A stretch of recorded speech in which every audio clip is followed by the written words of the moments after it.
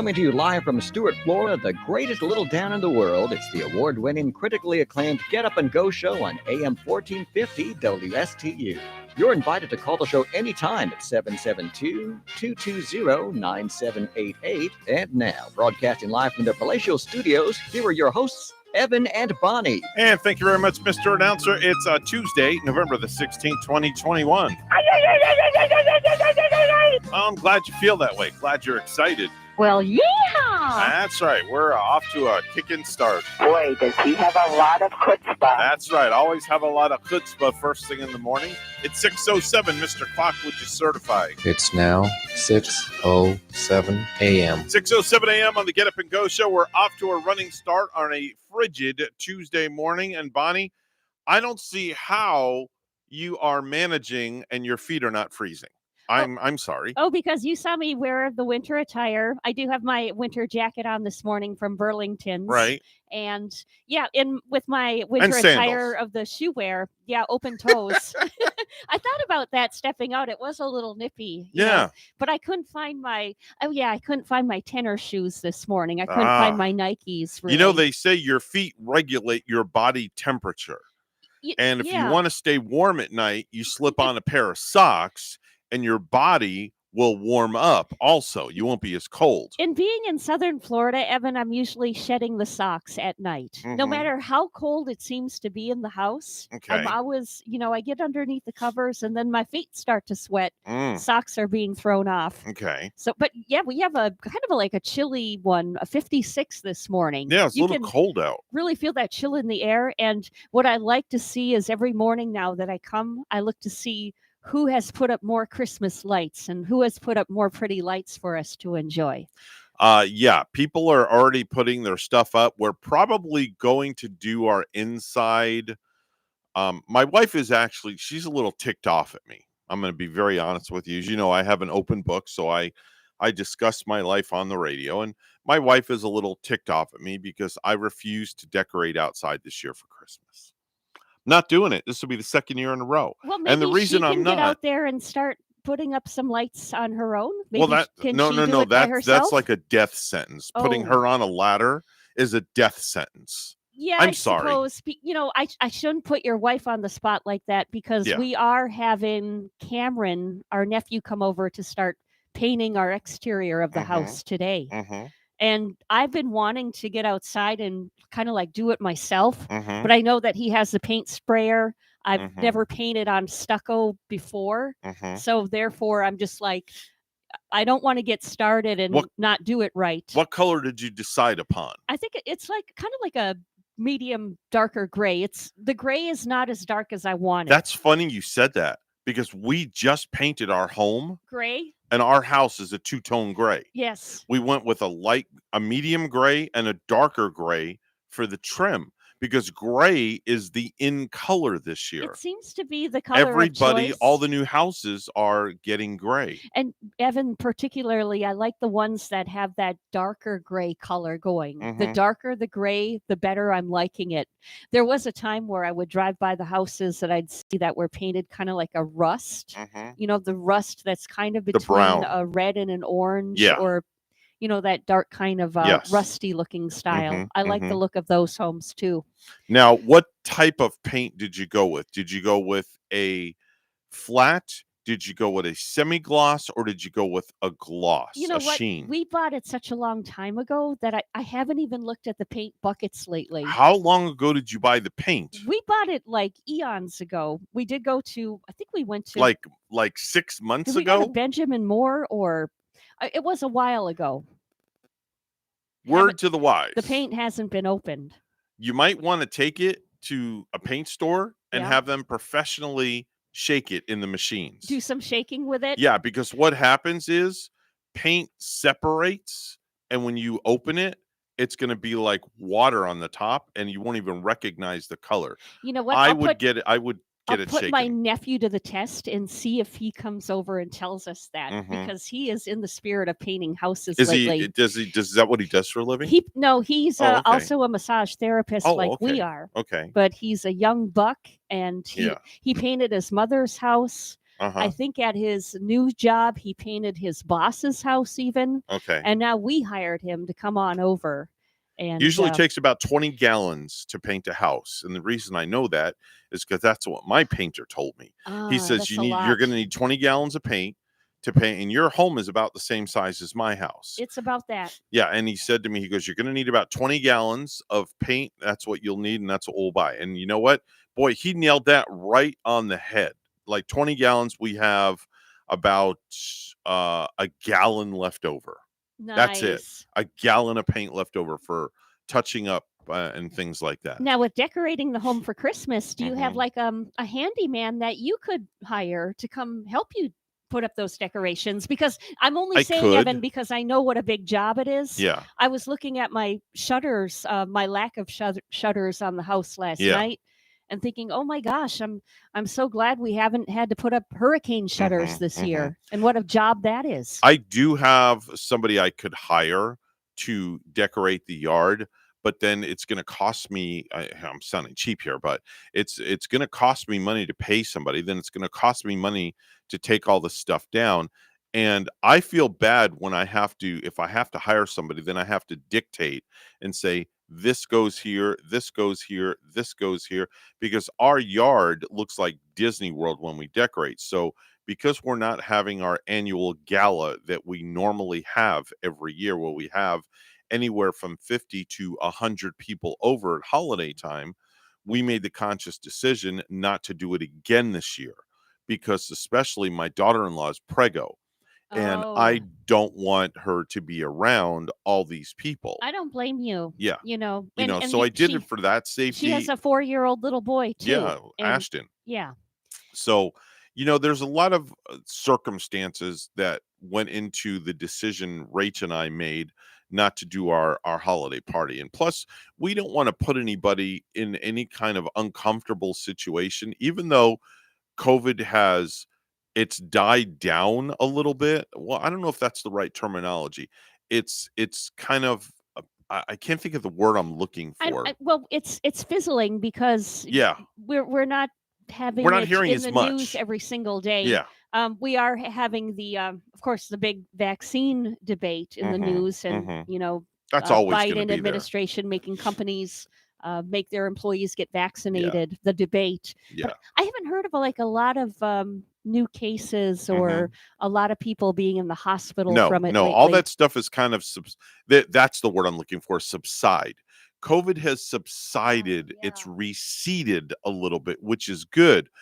But now, as we're getting into the winter months and the holiday season, they're saying it's going to pick and it's going to ramp up again because of the coldness, people being inside, holiday get-togethers, etc., so on and so forth. So that's why we made that decision not to do it. You never can be too careful. No. And that's smart. Not and at all. I'll tell you what, you could always scale down just a little bit, maybe put half of the decorations up, It won't look the same. I'm even in my house this week, decorations are going up for Thanksgiving, which include Christmas, but not full-blown Christmas. Yeah, I think we'll do inside. I think maybe we'll do the inside, but I'm not going to touch the outside this year, just because we've really got nobody coming over. And the neighbor, we partner together, and we he does his house all up, I do mine. Yeah. And we just, he goes, hey, you going to do your house this year? I'm like, probably not. He goes, well, then I'm not going to do mine. You go in competition with one another. Well, not so much as competition, but we always have like the real bearded Santa Claus come over. Oh yeah. You got to pull on his beard to make sure it's real. And he's going to make real Santa. He's going to make an appearance here this year for us, like he did last year. Wonderful. With Mrs. Claus. And Mrs. Claus, they were so sweet. Yeah, they'll be in studio with us. It was so nice to meet the Clauses. Maybe they'll bring us some Christmas gifts. Hey, we got to mention, because I didn't mention it on Bonnie's Best Bets on Friday. Talk to me. I'm kicking myself for it. All right. Well, don't kick yourself. It'll hurt. Right over here is the 14th Annual Festival of Trees and Lights is going on this week. Okay. At the Flagler Center in downtown Stewart. Right around the corner from the Palatial Radio Studios. Actually, it started yesterday, too, but it's going to go on through Saturday with all of these community businesses and local individuals they've been decorating and donating these neat Christmas trees and all these Christmas items, and Mhm. they're available to win by raffles. Really? Yep. And look at the front page of the Stewart Oh News my. this morning. Wow. There's a lovely couple That's here. so cool. Steve and Jackie Jones of Port St. Lucie. They're browsing around there. I hope this lovely couple wins something nice. But all of the raffles benefit Tykes and teens. The event is free. Very, very nice.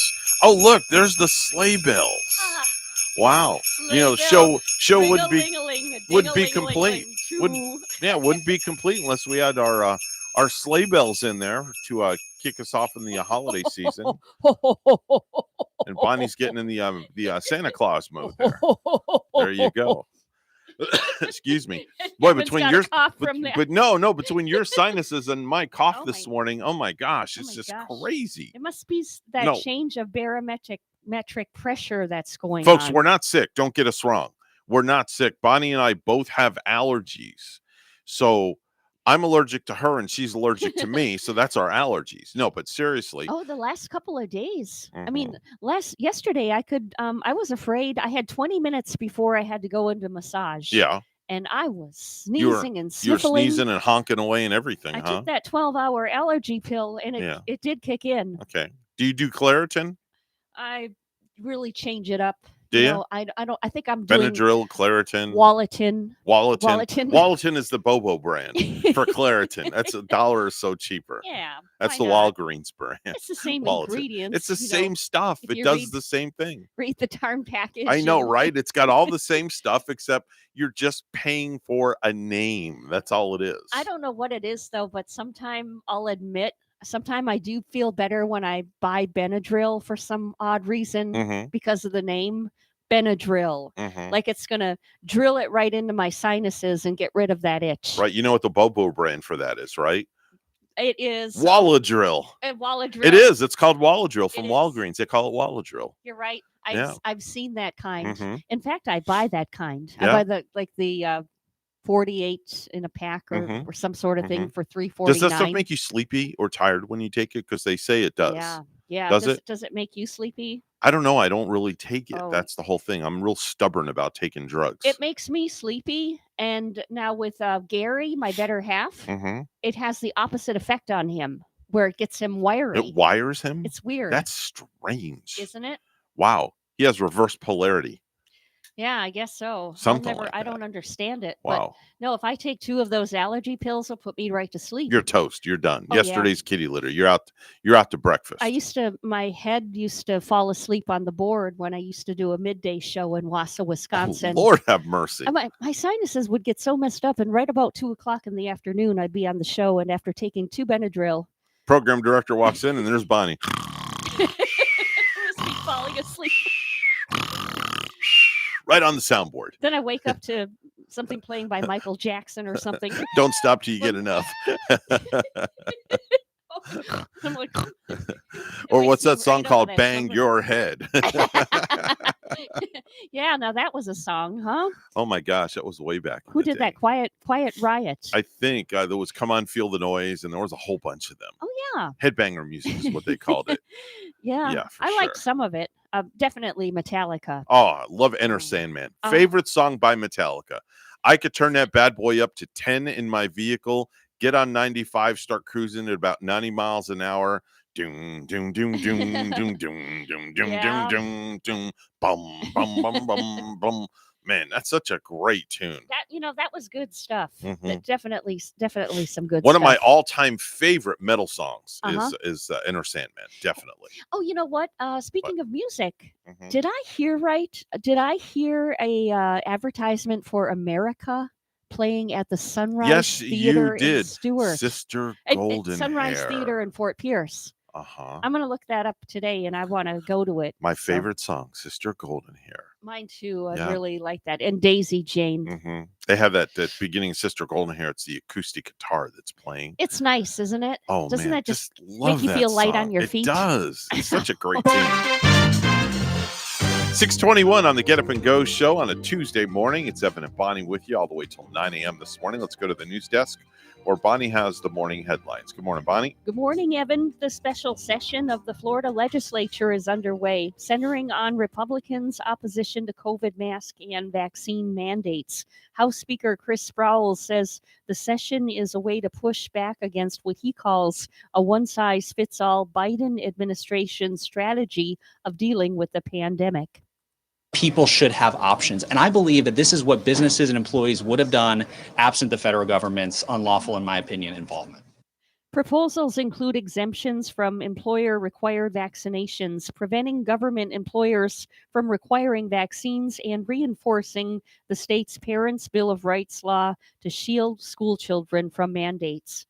There's some shakeup in the animal welfare world in St. Lucie County. WPTV's Megan McRoberts with details. Well, the Sunrise Humane Society has barely been open 4 months to the public, but now even some board members have resigned following the county, St. Lucie County's exit from the partnership here. But shelter leadership says they are still committed to helping homeless animals. Opening day for the Sunrise Humane Society was filled with fanfare over the summer, a reset from previous turmoil behind these walls. It was out with the old Humane Society of St. Lucie County and in with an updated building with new management. But now, just months later, St. Lucie County is backing out, blaming failed negotiations between the shelter and the city of Fort Pierce. The county says shelter leadership increased their proposed budget by $275,000.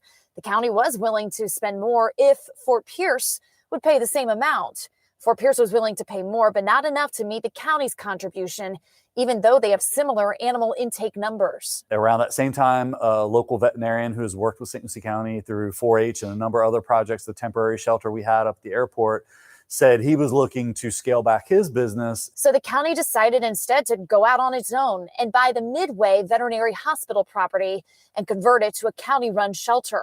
A total cost of nearly $1.3 million for the purchase, upgrades, and new hires. We just realized, I think it's time for St. Lucie County to manage its own shelter. We control it. We're not relying on a third-party vendor that come in and say, we can do it for this price, and then they realize 6 months, a year down the road, it's going to cost more. At least 2 board members of the Sunrise Humane Society say they have also resigned following this failed negotiation. In a letter, they said they also had frustrations. Sunrise did not provide the county with thorough intake numbers during negotiations and shared concerns about turnover and the need for more volunteers. Current shelter leadership did not want to go on camera, but say they remain committed to serving homeless animals in Fort Pierce. And the county is backing out despite spending nearly $500,000 in upgrading the building here behind me. The city of Fort Pierce says it is committed to seeing that Sunrise still succeeds. In Fort Pierce, I'm Megan McRoberts. Back to you. A West Palm Beach teacher whose husband sued a South Florida hospital after medical staff refused to treat her with ivermectin while she was admitted with COVID-19 has died. Tamara Drock died Friday. Her husband confirmed to our news partner, WPTV. Drock, age 47, of Loxahatchee, had been a kindergarten teacher for 16 years, most recently at Egret Lake Elementary School. Her husband, Ryan Drock, recently filed a lawsuit alleging that the staff at Palm Beach Gardens Medical Center refused to treat his wife with ivermectin as he requested after she was admitted to the hospital's intensive care unit in August and treated with the hospital's COVID-19 protocol, which included remdesivir of steroids. Tamara Drock's condition worsened in September, so she was sedated, intubated, and placed on a ventilator. The lawsuit claimed that Tamara Drock's condition significantly worsened upon being admitted to the ICU and that the hospital refused to administer ivermectin to her despite the minimal downside and side effects.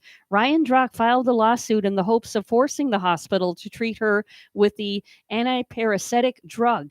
Palm Beach Gardens Medical Center said it had exhausted all further medical treatments. According to the U.S. Food and Drug Administration and the Centers for Disease Control and Prevention, ivermectin shouldn't be used as a treatment against COVID-19 outside of a clinical setting. The family raised more than $10,000 in a GoFundMe campaign to help pay for Tamara Drock's medical bills. State and local leaders are gathered in Orlando for a climate conference. The conference is organized by the Florida Department of Agriculture and is focusing on renewable energy and achieving a net zero carbon future. Lastly, the Centers for Disease Control did announce a recall of Josie's Organics baby spinach on Monday. The product was sold at stores nationwide and has a best buy date of October 23, 2021. Minnesota officials found E. coli in a package of leftover Josie's Organics baby spinach collected from a sick person's home. The CDC said in a statement on its website, 5 people in this outbreak reported eating spinach in the week before they got sick, and 1 reported Josie's Organics brand. The CDC says people have reported getting sick in Minnesota, South Dakota, Iowa, Missouri, Indiana, Michigan, and Ohio. So far, the spinach has been linked to 10 illnesses and 2 hospitalizations. People who have Josie's Organics baby spinach are asked to throw it away or return it to the place of purchase.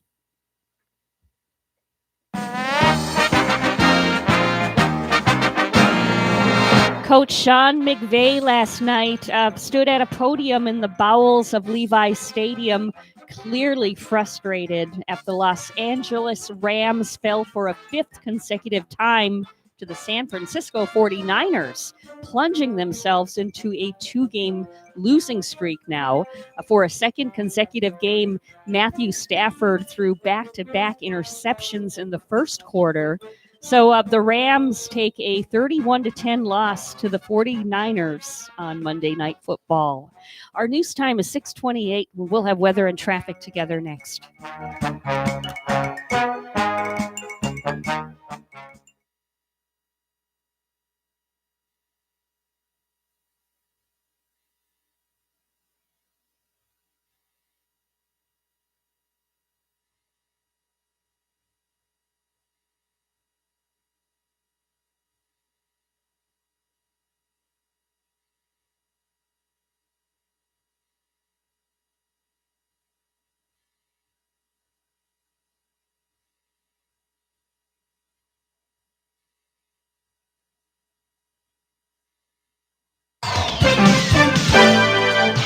6:28 right now on the Get Up and Go show with Evan and Bonnie. It's time for traffic and weather together. Bonnie, how's it looking outside? We do see an accident to the south of us. This is down in Jupiter. There is a vehicle crash, I-95 southbound Indiantown Road, Jupiter. Once again, this is southbound. No lanes are blocked down that way from that accident. And otherwise, up here in the Stewart area, the St. Lucie County area, it's looking like a pretty good ride. So far, so good. There's your latest look at traffic. It's a clear sky in Port St. Lucie, chilly bones, 56 degrees. And in Kenmare, Ireland, it's a chilly bones, 53 degrees. Here's our weather at WPTV. Your WPTV First Alert forecast calls for another chilly start to the day, with temperatures starting off in the low to mid-50s along the Treasure Coast under mostly clear skies. This afternoon, highs in the upper 70s, mostly sunny skies with low humidity. Tomorrow, not as chilly in the morning, temperatures starting off in the upper 60s. Afternoon highs tomorrow in the low 80s with some isolated showers possible. Thursday through Saturday, scattered showers and storms possible with a front moving in. This front will not cool us down. Instead, highs staying in the low 80s through the weekend forecast. I'm WPTV First Alert Meteorologist Katya Hall on WSTU AM 1450, Martin County's Heritage Station.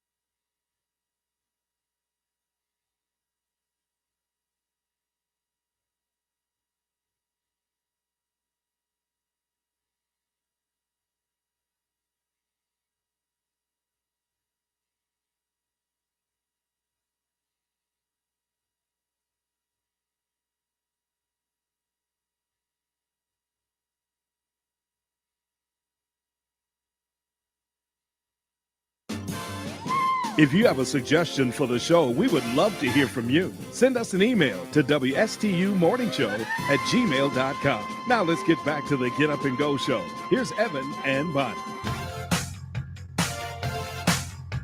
Put some more cheese in the macaroni.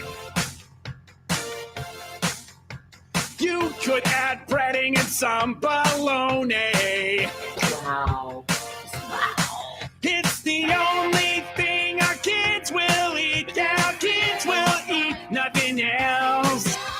Yeah, yeah, yeah, yeah. Come on, put on some cheese, macaroni, macaroni. Of course, we know who that is. That's our good friends, the Holderness family. They're coming out with all new parody songs for the holidays, and I've got about 5 of them that I'll be playing throughout the course of the morning this morning. That was the parody of Billy Idol's Moni Moni. Yeah, and they did a pretty good version of that. I was rocking to that, to the macaroni. Kind of reminded me of the Macarena. And yes. Kind of uplifting. That's you know, Macarena. I never really did learn that dance. I used to go out to the clubs and we'd do the Macarena. I would try to follow the moves, but I wasn't too slick on learning it. Every wedding, almost every wedding I do, almost every wedding that G does, the Macarena is a very popular song, along with the electric slide, the cha-cha slide, the Cupid shuffle, the wobble. I haven't done the chicken dance in forever at a wedding. Yeah, I have not done that in forever at a wedding. I just can't bring myself to doing that anymore. Do you play like a lot of upbeat Taylor Swift songs at the weddings? Not really. No, not really. It's more of a gosh. It's really hard to say. Any Eminem? Sometimes I would be requesting that for certain. Sometimes it really depends. Every bride and groom is always different, so they have different tastes in music and things like that. So, you know, they kind of set the tone. They give you an idea of what they like, and we just do it to it. You know, you mentioned Enter Sandman earlier. Yeah. I just thought of something. I could hear. I wish Eminem would get together with Metallica and do an Enter Sandman together. How about Enter Eminem? Right? Yeah. There you go. Enter Eminem. I'm going to go home and watch 8 Mile after this. Thank you very much. Let's do some viral videos.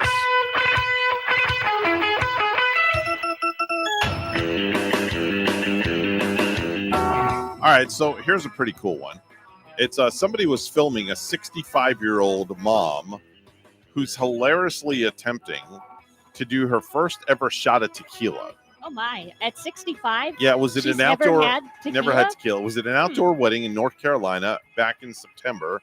And the daughter instructs her to do the shot first, then suck on the lime.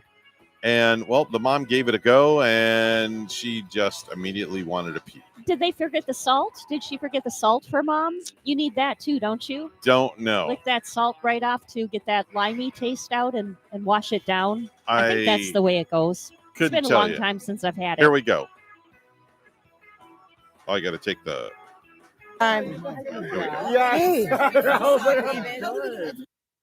Oh, it froze. Oh, no. Oh, come on. Mom is like frozen in time. It can't freeze on me. Oh. She's about to take it, and then our picture freezes. Why did that happen? That mom looks a lot younger than 65, though, doesn't she? All right, let's try it again. Young mom. I can't get this to play. This is so, and this is a great video. Yeah. Oh my gosh. While you're trying to get that, Evan, I just want to mention that I saw a wildlife one this morning. Oh, okay. The video that I saw, it broke my heart. I know. There isn't any. Round 2. They just brought him inside. Yes. Hey, wait a second. What are you going to do with that? Yeah. This is a lemon. That's a lime. Right. Yeah. No, it's a lime. Yeah. For a shot. Yeah. What's in there? The shot is tequila. Yeah. That I'm doing with my umbrella. I think she's already lit, Bonnie. Okay. It's Ian Rogers' wedding. Okay. I'm supposed to chew on this after I drink that. Correct. Right. Not tequila. Well, you don't need the salt. I should get ready to do the shot here. All right, there she goes. Shot's down. She did the shot. There's the lemon. Oh. I gotta puke. Put the lime in She's like, she's going to puke. I'm good. Yeah, This is she's making just me gonna a little puke. queasy just Yeah. watching her. Oh, her facial expression. Yeah, and when she does that with that lime thing, all of a sudden my mouth goes immediately sour. Does yours too? Oh, it's just the reaction to that. I'm sorry. That's just disgusting. It's been so long since I've sat down and with someone and had a shot of tequila like that. Really? You could do tequila? Oh yeah, we used to do That's it back in the high-test day. gasoline. Yeah, you do the lime just like she had. You got to have a little bit of salt involved. And You put the lime in the coconut and drink it all up. Remember that song that's too? an That was oldie, another one. but a goodie, isn't it? Yeah. Oh, like this wildlife video I saw. I wanted to mention. It broke my heart Mhm. because this hospital in Louisiana, Mhm. a wild deer runs right into the hospital. No. And runs up the escalator. Really? There's an escalator. Wait a minute. There's an escalator in a hospital? In this hospital. Never there heard of that is. before. Yeah. Okay. So the deer runs on up it and starts running through the halls, but it's so sad because they had to euthanize the deer later because Aw. it injured himself while, Oh my gosh. running up that old escalator and Wow. through the slippery floors. Yikes. Not good. Yeah. There's another viral video of a ranting, out of control woman delaying the start of a Christmas play. She's in the audience and she just starts going off. Who would do that? Get out of the Christmas Carol! That's her. Get out of my country! Boo! Boo! She just like starts ranting. You ruined my night at the play! Yours is gonna suck! I mean, She's so angry about. I think she just had a little too much to drink. Here! They're mocking Shakespearean drama while they watch an English play around. Losers! There's something obviously wrong with her. She's just making a scene, right? Yeah, I mean, she said they're mocking Shakespearean drama while they're doing something else. What's that right before the Nutcracker or something? think so. Or some sort of Christmas story. Yeah, I think so. What kind of person does that at a I play don't you're know. attending? Somebody that's not that has some. That should be happiness. I'll not- say it in a professional way. She has some mental health issues. Yeah. She does, and she needs help, You gotta professional help. Feel sorry for her. Yeah, Yeah. exactly. She needs a shot of tequila like Oh. that last lady did. She needs more than a shot of tequila. That's all I gotta say. So I have I let me find what I was talking about. I made some notes the other day. The other day I was out at the mall and I asked some random strangers recently to complete the following. I walked up to Oh, you random did? strangers. Yes. What kind of responses did you get? Oh boy. So here I wrote them down. Okay. So I went up to random strangers and asked them to complete the following sentence. The sentence is, it surprises people when I say that I haven't done blank in a while. Done. Okay. Blank in a while. Done deodorant. Done deodorant. Okay. Well, some of the answers I got Okay. were called in sick to work. Oh. Okay. Oh yeah. Called in sick. Another answer I got was gone skiing, downhill or water skiing. Oh, that's something I wish I could do. Mhm. Especially water skiing. I Another love it. person said they hadn't been to a professional sporting event in a while. Another person said never drank coffee or never been drunk. That was an interesting reply. Another one said went to the bathroom in a pool. Well, it's winter. Most people probably haven't been in a pool in a Yeah. while, even to pee in a pool. But The last one, this is the creme de la creme. This takes this Okay. takes the cake. this was I haven't done this in a while. Yeah, I haven't done blank in a while. And they said hadn't had sex in a vehicle. In a vehicle. Actually, somebody really did say that. Couldn't they just say I haven't had sex in a while? Yeah, But well, they said they had to throw the vehicle in there. they got to be very specific with it. Yes, So they it had to be very specific. makes you wonder how many times did they have sex in the vehicle? I don't know. Maybe it's a daily thing for them. Who knows? Country parking, lovers lane, done Oh, it a man. million times. Not me, of course. Bonnie, I was in my office at home the other day, and I picked up my digital copy of. Red Book. No! Why do I always want to say Come Red on. Book? What do I read? Oh, Cosmopolitan. That's right, Yeah. Cosmopolitan magazine. And from the pages of Cosmopolitan, there was a story in there that suggests how a woman's husband could be better, how to be a great husband. And there's 5 steps to being a better husband. So all of the husbands better turn up your radios. Yes, listen. Do it now. Listen. Take okay? heed of this. Palm City Charlie, if you're listening, this is for you also, okay? Yes. But it's not directed at you, but you're the name that came up in my mind. So here's the first one is take an interest in something that your wife is very passionate about. Yeah. Now, this can be especially tough for guys because guys generally feel that if someone else has interests that differ from yours, they're basically morons. And it's not an easy task. And being able to show interest in something that matters to somebody you love shows growth. And that's very terrifying.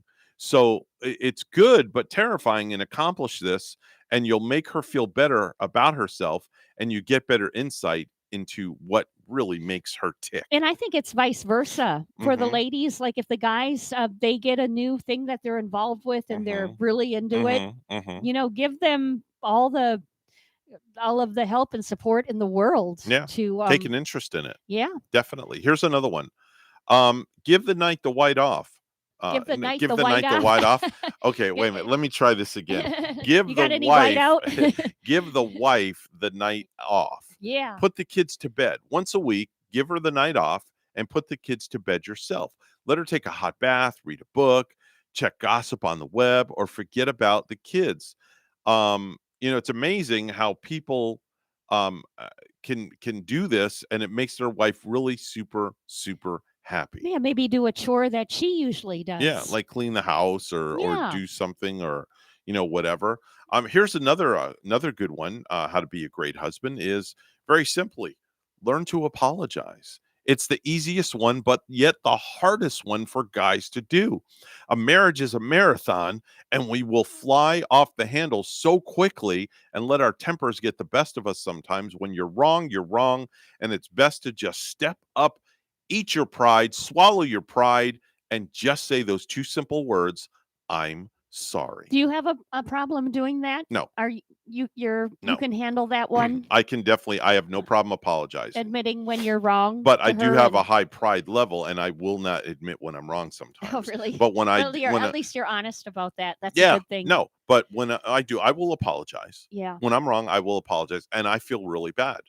I do. And I feel bad sometimes where it gets to the point where if I get into a disagreement and Rachel gets very emotional about it and she starts crying, Oh, I feel yeah, like the yeah. lowest piece of turd in the world. Oh. I do. And it really, it bothers me. See, I think And then it costs me an awful lot of money because I got to go out Yeah. and buy her something that makes her happy. See, I think that's the problem with our relationship. Is I'll admit is I don't cry all too often. I'm very I probably emotional. don't cry enough. Yeah. And I can't really remember the last time I did cry, Mm-hmm. which is I don't know if that's normal.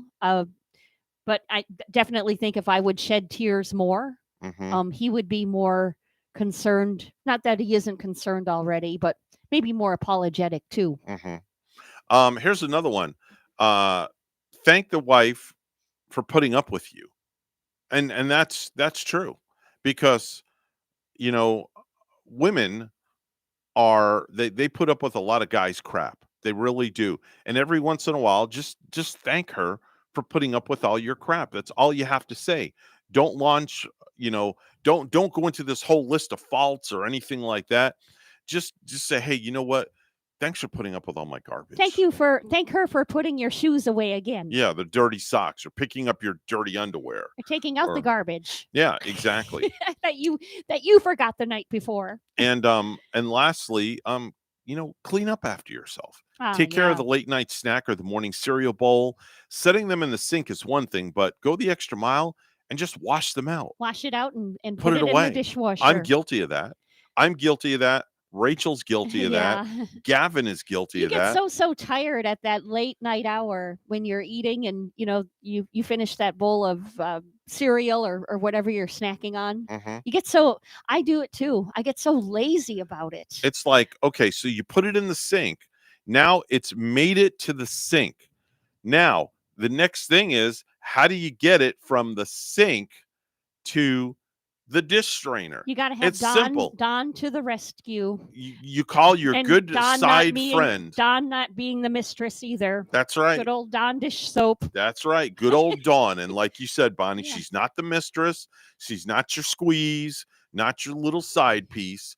It's just a little bit of Dawn that you give a little squeeze to itself, and you do your dishes. I buy Dawn because it washed those little baby duckies in the oil spill. They always show that washing the little duckies on their commercial. 6:47 right now. Time for news once again. Let's head to the news desk. It's all brought to you by St. Lucie Jewelry and Coin for the best deals in town on precious metals. It's always St. Lucie Jewelry and Coin. Bonnie's standing by with the headlines. Good morning, Bonnie. Good morning, Evan. The special session of the Florida legislature is underway, centering on Republicans' opposition to COVID mask and vaccine mandates. House Speaker Chris Sproul says the session is a way to push back against what he calls a one-size-fits-all Biden administration strategy of dealing with the pandemic.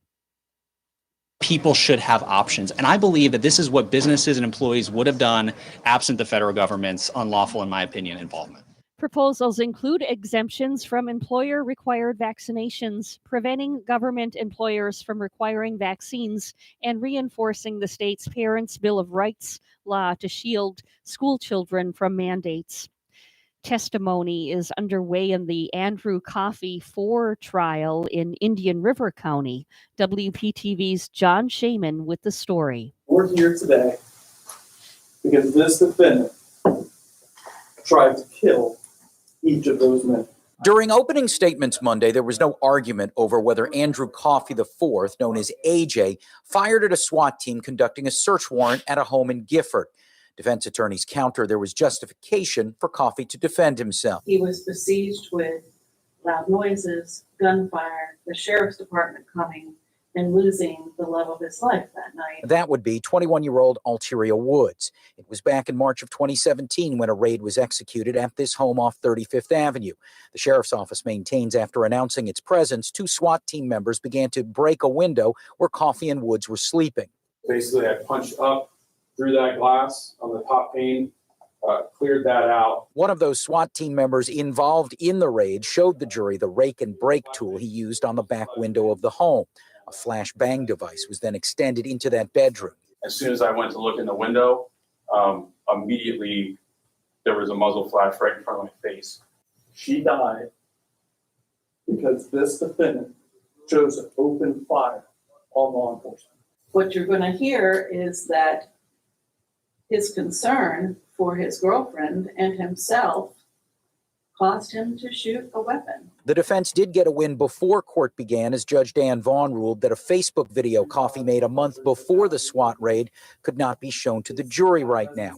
In it, he made comments about law enforcement and how they've treated his family. Court finds this video does not contain express threats by the defendant to kill or harm Indian River County deputies. To wrap up by the end of the week. In Indian River County, John Shane, WPTV, News Channel 5. In Indian River County, a 15,400 square foot mansion sold for $27 million November 6, according to market listing service data. Apparently the most expensive single family home sale on record, according to Robbie Fox, who heads the property appraisers services department. No information on who bought it was immediately available because the property deed has not been processed in the record system yet, Fox said.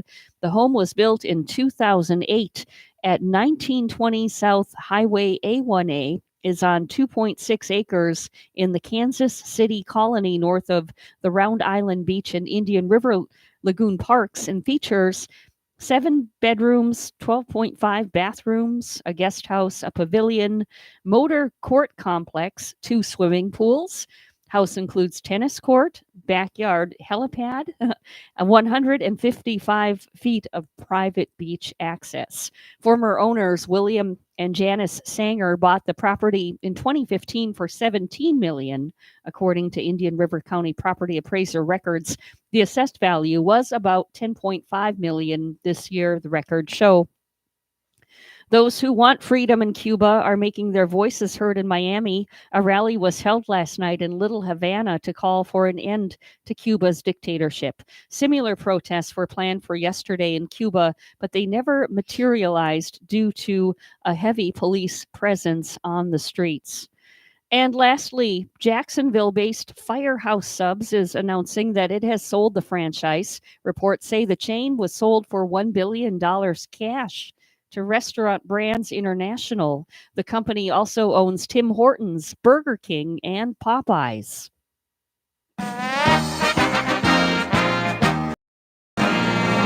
Seattle Seahawks coach Pete Carroll took issue with several calls that went against his team in its 17-0 loss to the Green Bay Packers and said the officials were a huge part of Sunday's game. The 3 plays that Carroll discussed in detail were Russell Wilson's first quarter scramble, Aaron Rodgers' second quarter fumble, and Kevin King's interception of Wilson in the third quarter. The Packers led 3-0 when Rodgers fumbled a snap near midfield. Seattle's Darrell Taylor emerged from the pile with football, but the officials had already ruled that Green Bay recovered. The ruling was upheld after Carroll challenged. News time at 6:52, and we'll have weather and traffic together next.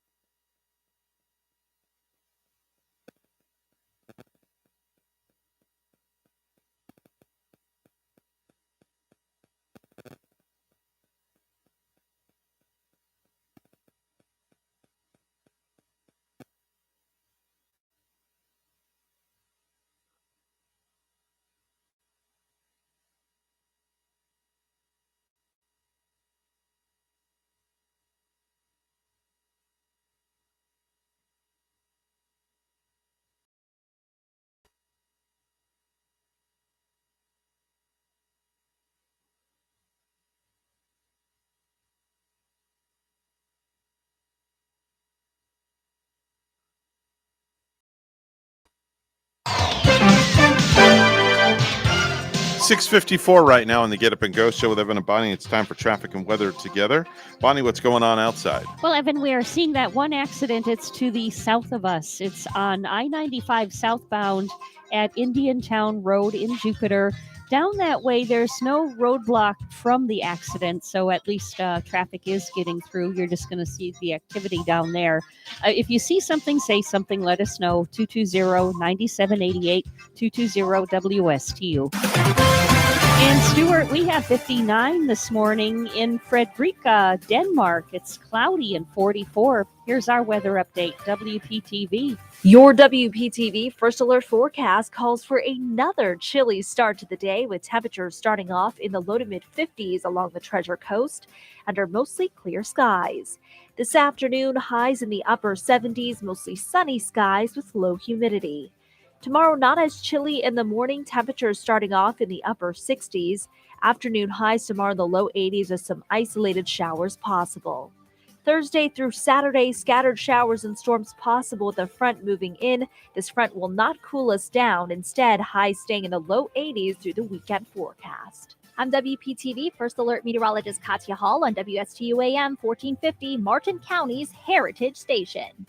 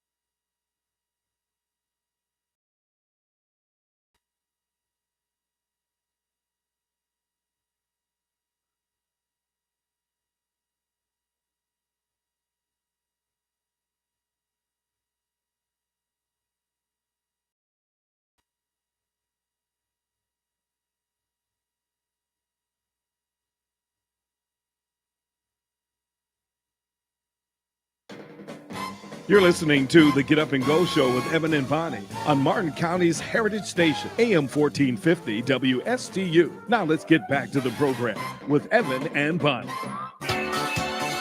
In the gravy, you can add a little cream in the gravy. You can add some more your peas in the gravy. You can pour it on your ham in the gravy. Oh, you can pour it on your yams.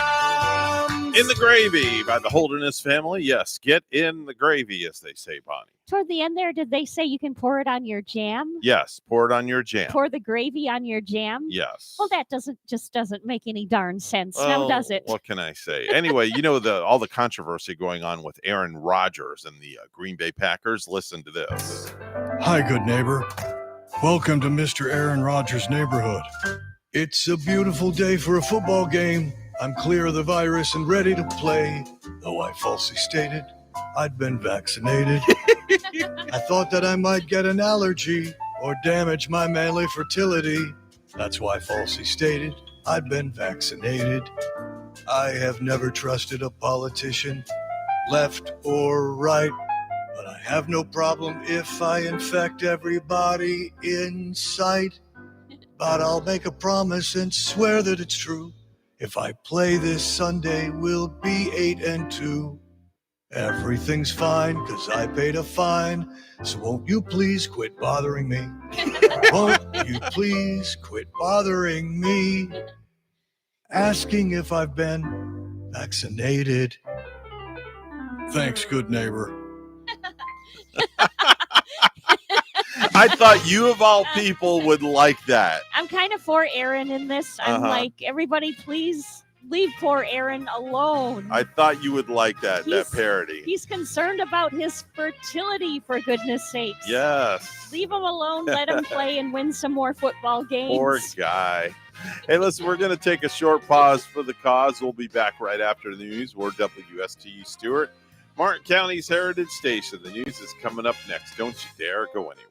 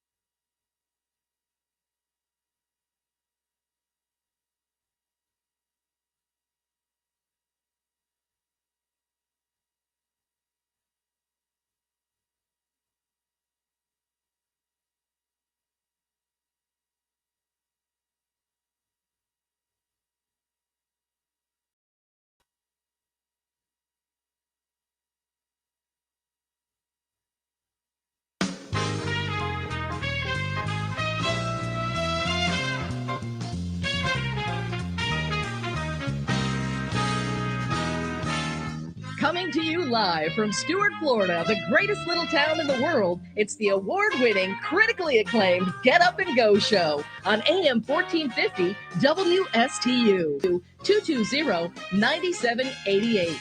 And now, broadcasting live from their palatial studios, here are your hosts, Evan and Bonnie. The date is November the 16th, 2021, and the top of the morning to you. Why exactly are you here? Well, I get paid to be here. I've never heard you talk like that before. That's because you've never listened to this radio show at all. This does not strike me as a sexy romantic time, but Well, okay. it shouldn't, okay? It shouldn't, because it's G-rated radio. It's 7:08 this morning. Mr. Clock, please. It's now 7:08 a.m. 7:08 a.m. and hour number 2 for me and you. We are off and running. Temperature is beautiful. It's a gorgeous Tuesday here in beautiful Stuart, Florida.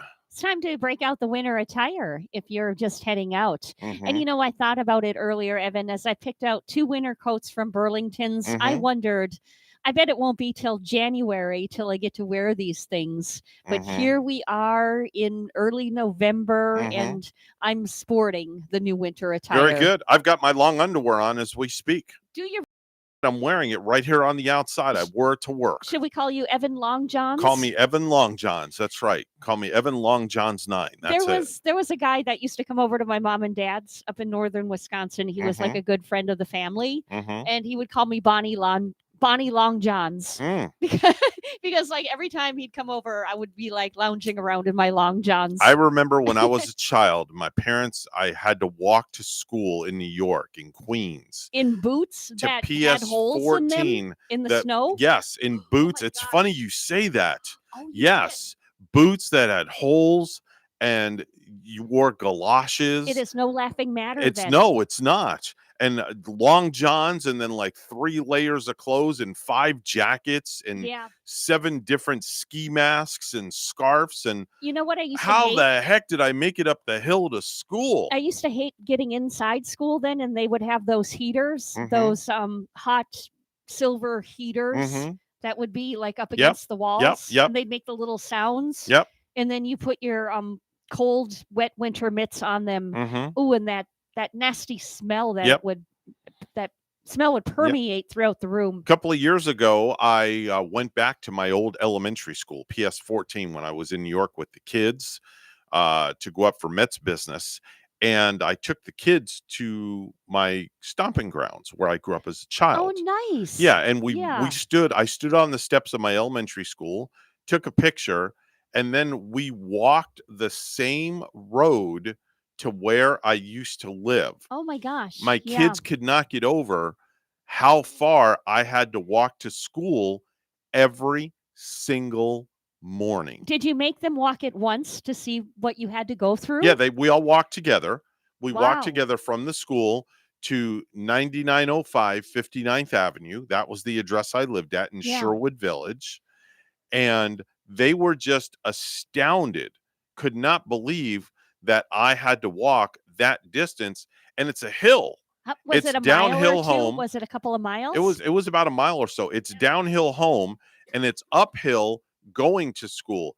And I had to walk in the snow, in the sleet, in the rain. Mhm. And man, let me tell you, back in the 60s, it was brutal back then because my dad went to work early. My mom didn't drive, and we did not have school bus service where I lived. Did you grab a can of his Ballantine before school? No, I didn't drink the Ballantine beer. No, Or is it Ballantine? it's Ballantine. It's funny Okay. you remember that, though. Yes, I do. Yes, Ballantine and Schaefer. Have one on the way to school. Yeah, exactly. Warm you up a little bit. Ooh, but man, it was brutal back in the day. That's all I can remember. Those were the Oh, it was days, tough right? stuff. I liked what you said that you brought your kids there to see all Yeah. that. I wanted them to see I what it was wanted like. to bring my stepkids up to Wisconsin and have them go sledding this time of year on Mhm. Park Hill, Mhm. where we used to sled Yeah. with the toboggans. We called them toboggans at Yeah. the time. I mean, kids don't understand these days what it was like to grow up in the 60s, Yeah. way back in the day when I did. Oh, yeah. And, Yeah. now that I think about it and I look at the things that we have that the luxuries we have. If you had to do a book report or any kind of report, you had to go to the library and look up the cards to find the books. I am so thankful for what we have today compared to what we didn't have back in the 60s. I mean, there's a litany laundry list. Wouldn't it be something if you could just like be a fly on the wall for a day and really go back and really go back and relive a day of it? I think you'd make it. Yeah, I definitely so. Hi, good morning. You're on the radio. Do you remember those black rubber boots you used to have to wear, and you had the metal latches you had to push through there and flip over and lock them on? Oh, yeah. Snowing outside. Oh, yeah. Wait a minute. You're late for work. You're only supposed to call us in the 6 a.m. hour. What's going on with you? Well, I'm going to the doctor. Oh, okay. I'm like, man, you're calling us late this morning. What's going on? Yeah, I'm learning a little on the upscale here, but I heard you talk about that going back until I went to school in Germany, and in Germany it's nothing but snow. Yeah. Snow and more snow. Snowy mountains. Yeah. Very mountainous. I bet you could. Did you go skiing when you were there? Oh, yeah. All the time. Wow. I bet there's like a lot of ski hills in Germany, Played right? a lot of golf. Yeah. In the wintertime, and played golf in the 3 months of summer or 2 months of summer you might have had. You know. Well, listen, I hope everything works out at the doctor. Hopefully it's nothing serious. It's just a checkup. Hey, it's a beautiful day outside. You know something? It's so gorgeous out here. Well, eat an God apple. bless you guys. Enjoy an apple. Yeah, have an apple Very or nutritious for you. have something, but I hope everything goes okay for you this morning. God bless you. Thank you. God bless All you. right. All right, you take care. Take care, man. Time for Bye-bye. birthdays.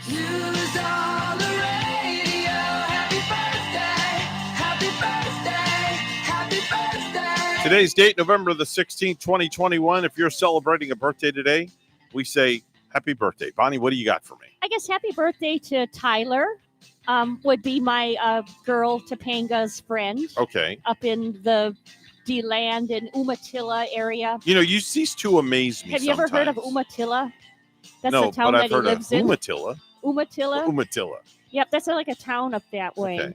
You cease to amaze me sometimes. Why? Just all these birthdays you remember. I know. I'm and like, you have this memory that's like. They celebrated at SeaWorld last week, and this weekend they'll be celebrating at our house.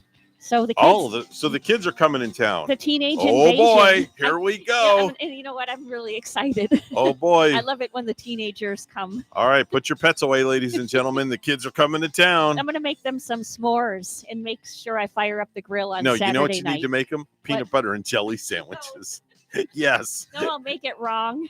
No, there's no wrong way. How can you make a peanut butter and jelly sandwich wrong? It's just impossible. It's just slap peanut butter on, you slap jelly on it, 2 pieces of bread, put it on a paper plate. Yeah. Here's your food. Oh, Tyler did compliment me on something when I was Finally, there the last is this time. Topanga's boyfriend? Yeah, I went to About time this kid gave you a compliment. Oh yeah, in Walmart. I bought some sort of birthday cake, and I cut a big slice off that thing for Tyler to take to school the next day. Right. Topanga came back and said, Bonnie, Tyler said he really enjoyed the cake. Yeah, but he didn't like your peanut butter. He didn't like my peanut butter and jelly. Oh my gosh. I'll never make him a P&B sandwich That's again. right. Kid can go make his own. It's Noah Gray Cabby's birthday today. That's Micah on the Heroes, 26 years old. Pete Davidson is 28. That's the overexposed Saturday Night Live comedian. Who supposedly is dating one Kim Kardashian. There have been rumors, right? Yep. Dropped Ariana Grande, but gained a Kardashian. Oh, yes. boy. Drops one and gets another. Ah. Unbelievable. Yeah, he must be some kind of a stud.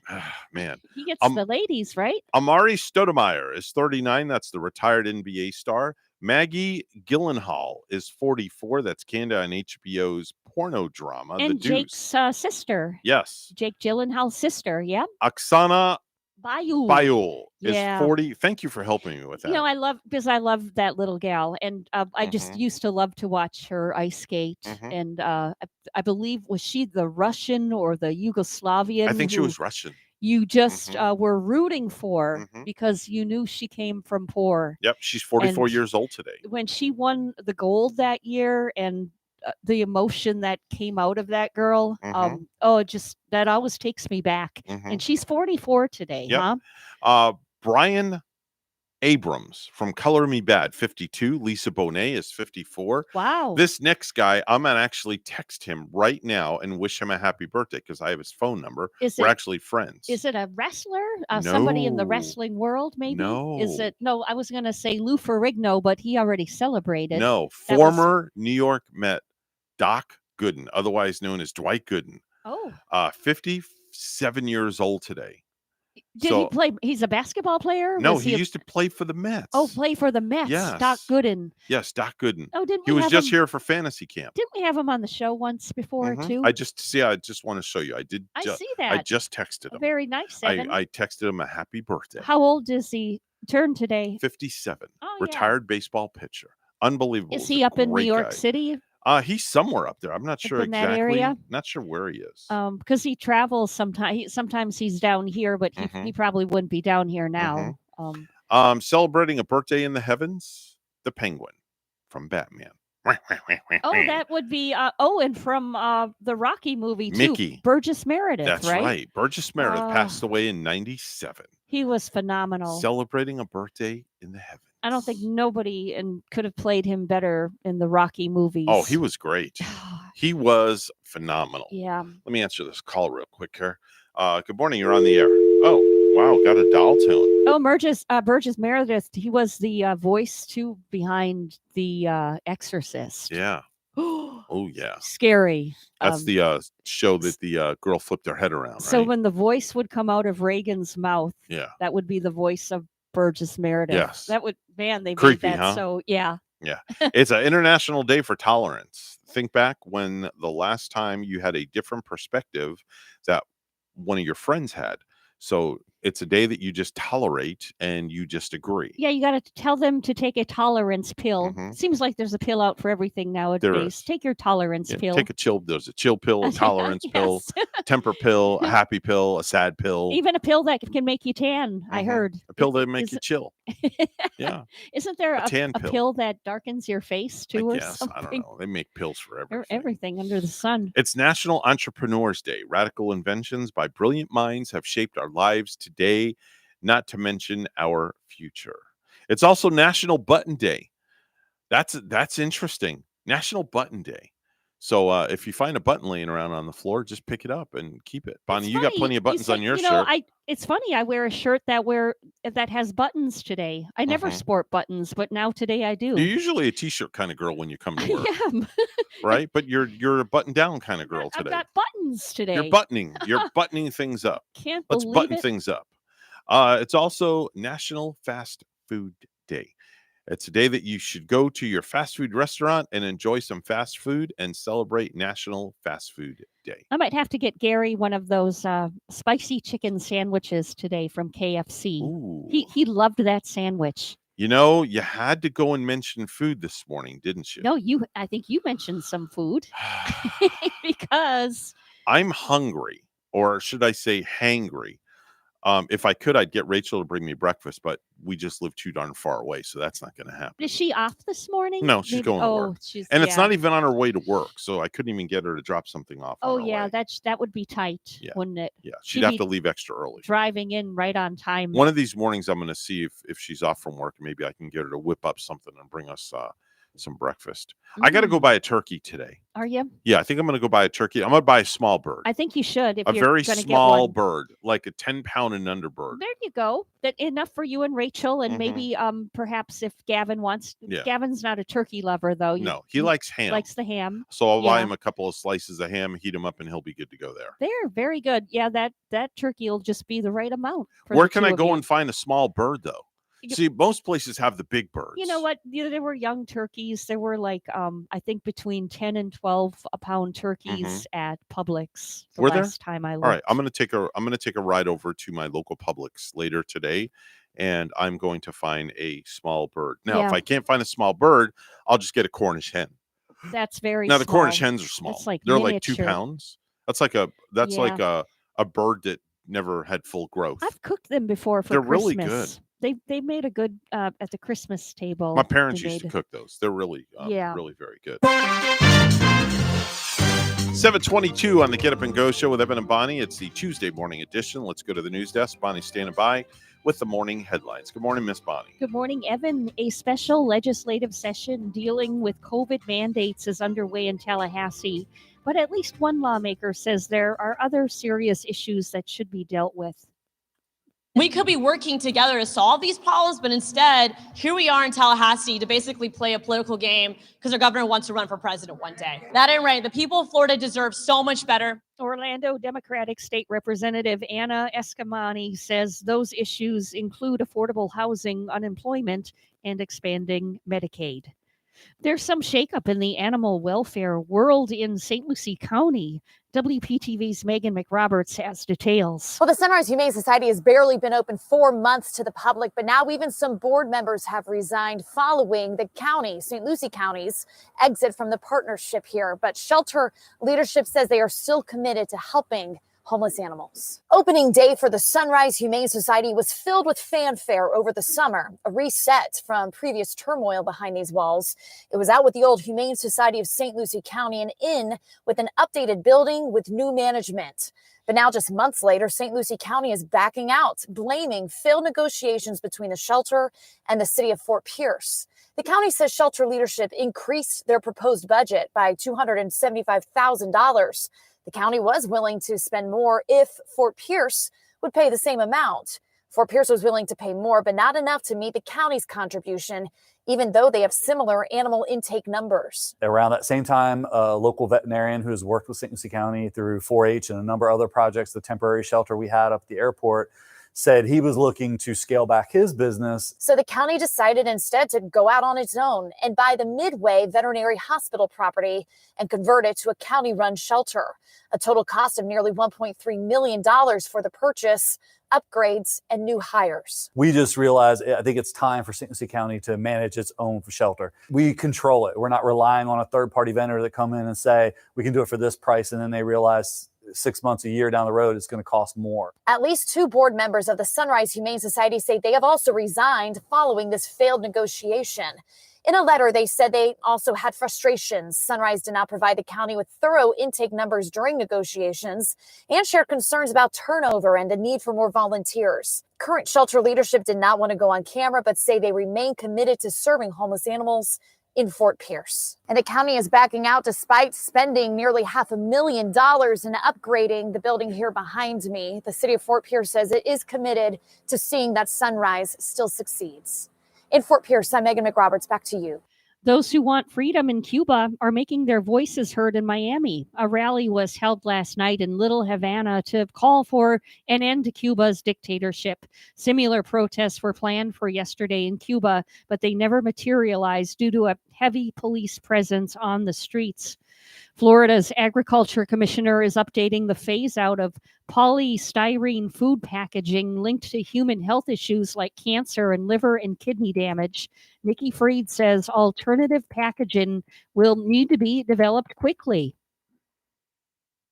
We're talking about billions of dollars of replaceable products that have to come online within a very short order.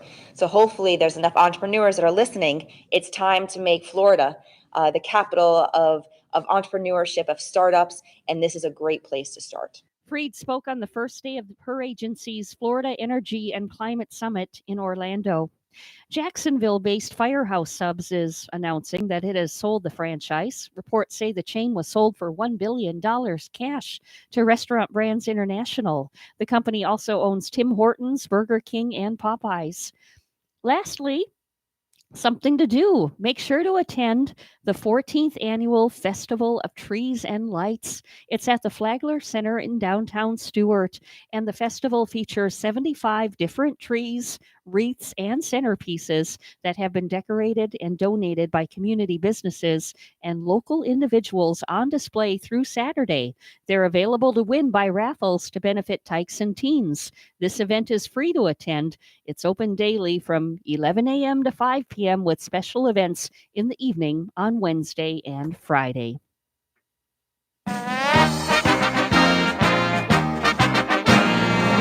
Bulls forward DeMar DeRozan scored a season-high 38 points on Monday night to help lift Chicago to a 121-103 victory against the Los Angeles Lakers. The 5th time in the past 9 games he has notched at least 30 points.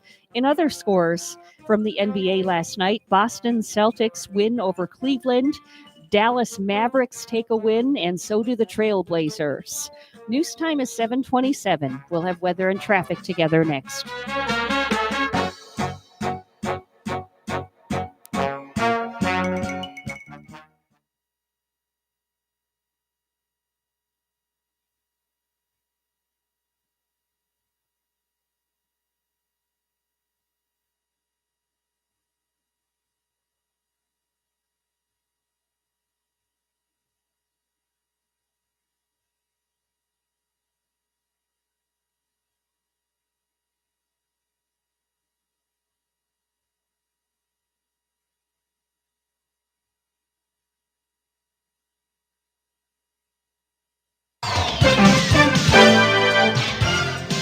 $7:28 right now on the Get Up and Go show with Evan and Bonnie. It's time for traffic and weather together. Bonnie, how's it looking outside? Well, we do have an accident now, this time way to the north of us. It's on I-95 northbound in the Vero Beach area. This up at mile marker 151. It is northbound, and no lanes are blocked in that area. I-95, nope, this one was early. I-95 to the south of us, southbound right now. There is an accident in Stewart. I-95 southbound at Canner Highway. This vehicle crash just recently happened. There's no roadblock showing in that area. If you see something, say something, tell us. We're at 220-9788, 220-WSTU. We have 56 at Port St. Lucie. It's cold, 34 this morning in Rockland, Maine. Here's our weather at W. Your WPTV First Alert forecast calls for another chilly start to the day, with temperatures starting off in the low to mid 50s along the Treasure Coast under mostly clear skies. This afternoon, highs in the upper 70s, mostly sunny skies with low humidity. Tomorrow, not as chilly in the morning, temperatures starting off in the upper 60s. Afternoon highs tomorrow in the low 80s with some isolated showers possible. Thursday through Saturday, scattered showers and storms possible with a front moving in. This front will not cool us down. Instead, highs staying in the low 80s through the weekend forecast. I'm WPTV First Alert Meteorologist Katya Hall on WSTU AM 1450, Martin County's Heritage Station.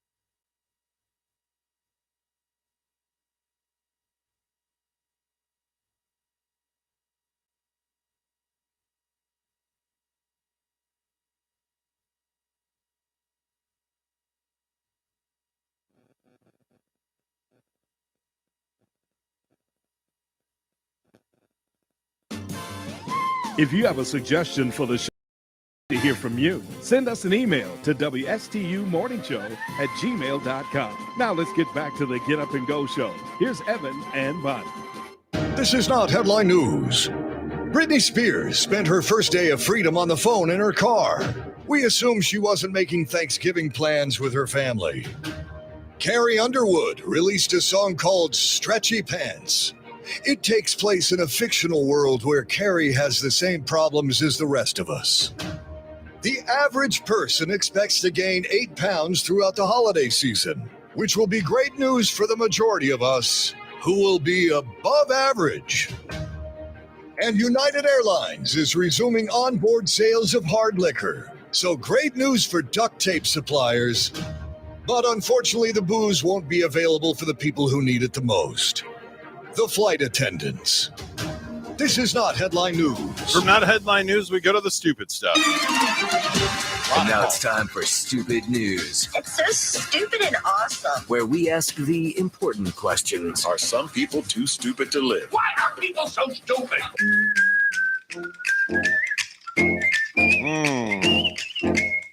Boy, we got some stupid stuff this morning, Bonnie. Real stupid stuff. Can it get any stupid than it has been in the past? Because I've heard some pretty stupid news stories. I don't know. We're gonna go to Salt Lake City, Utah, to start with. Okay. Beautiful Salt Lake City. I've been there. I've been really there once. Cold right now. It is too, isn't it? There's a 30-year-old guy near Salt Lake City who got angry at his dad last month after he bought chicken wings for dinner, but didn't buy the kind that his son wanted. It's not clear what flavor or variety the son was expecting, but they started arguing, and the son grabbed a gun. Over chicken wings? Yeah, fired a shot. Really? At his dad, but he missed. What the heck? The dad ducked, so the bullet went through the wall and into the neighbor's apartment. It ended up lodged in the person's dishwasher.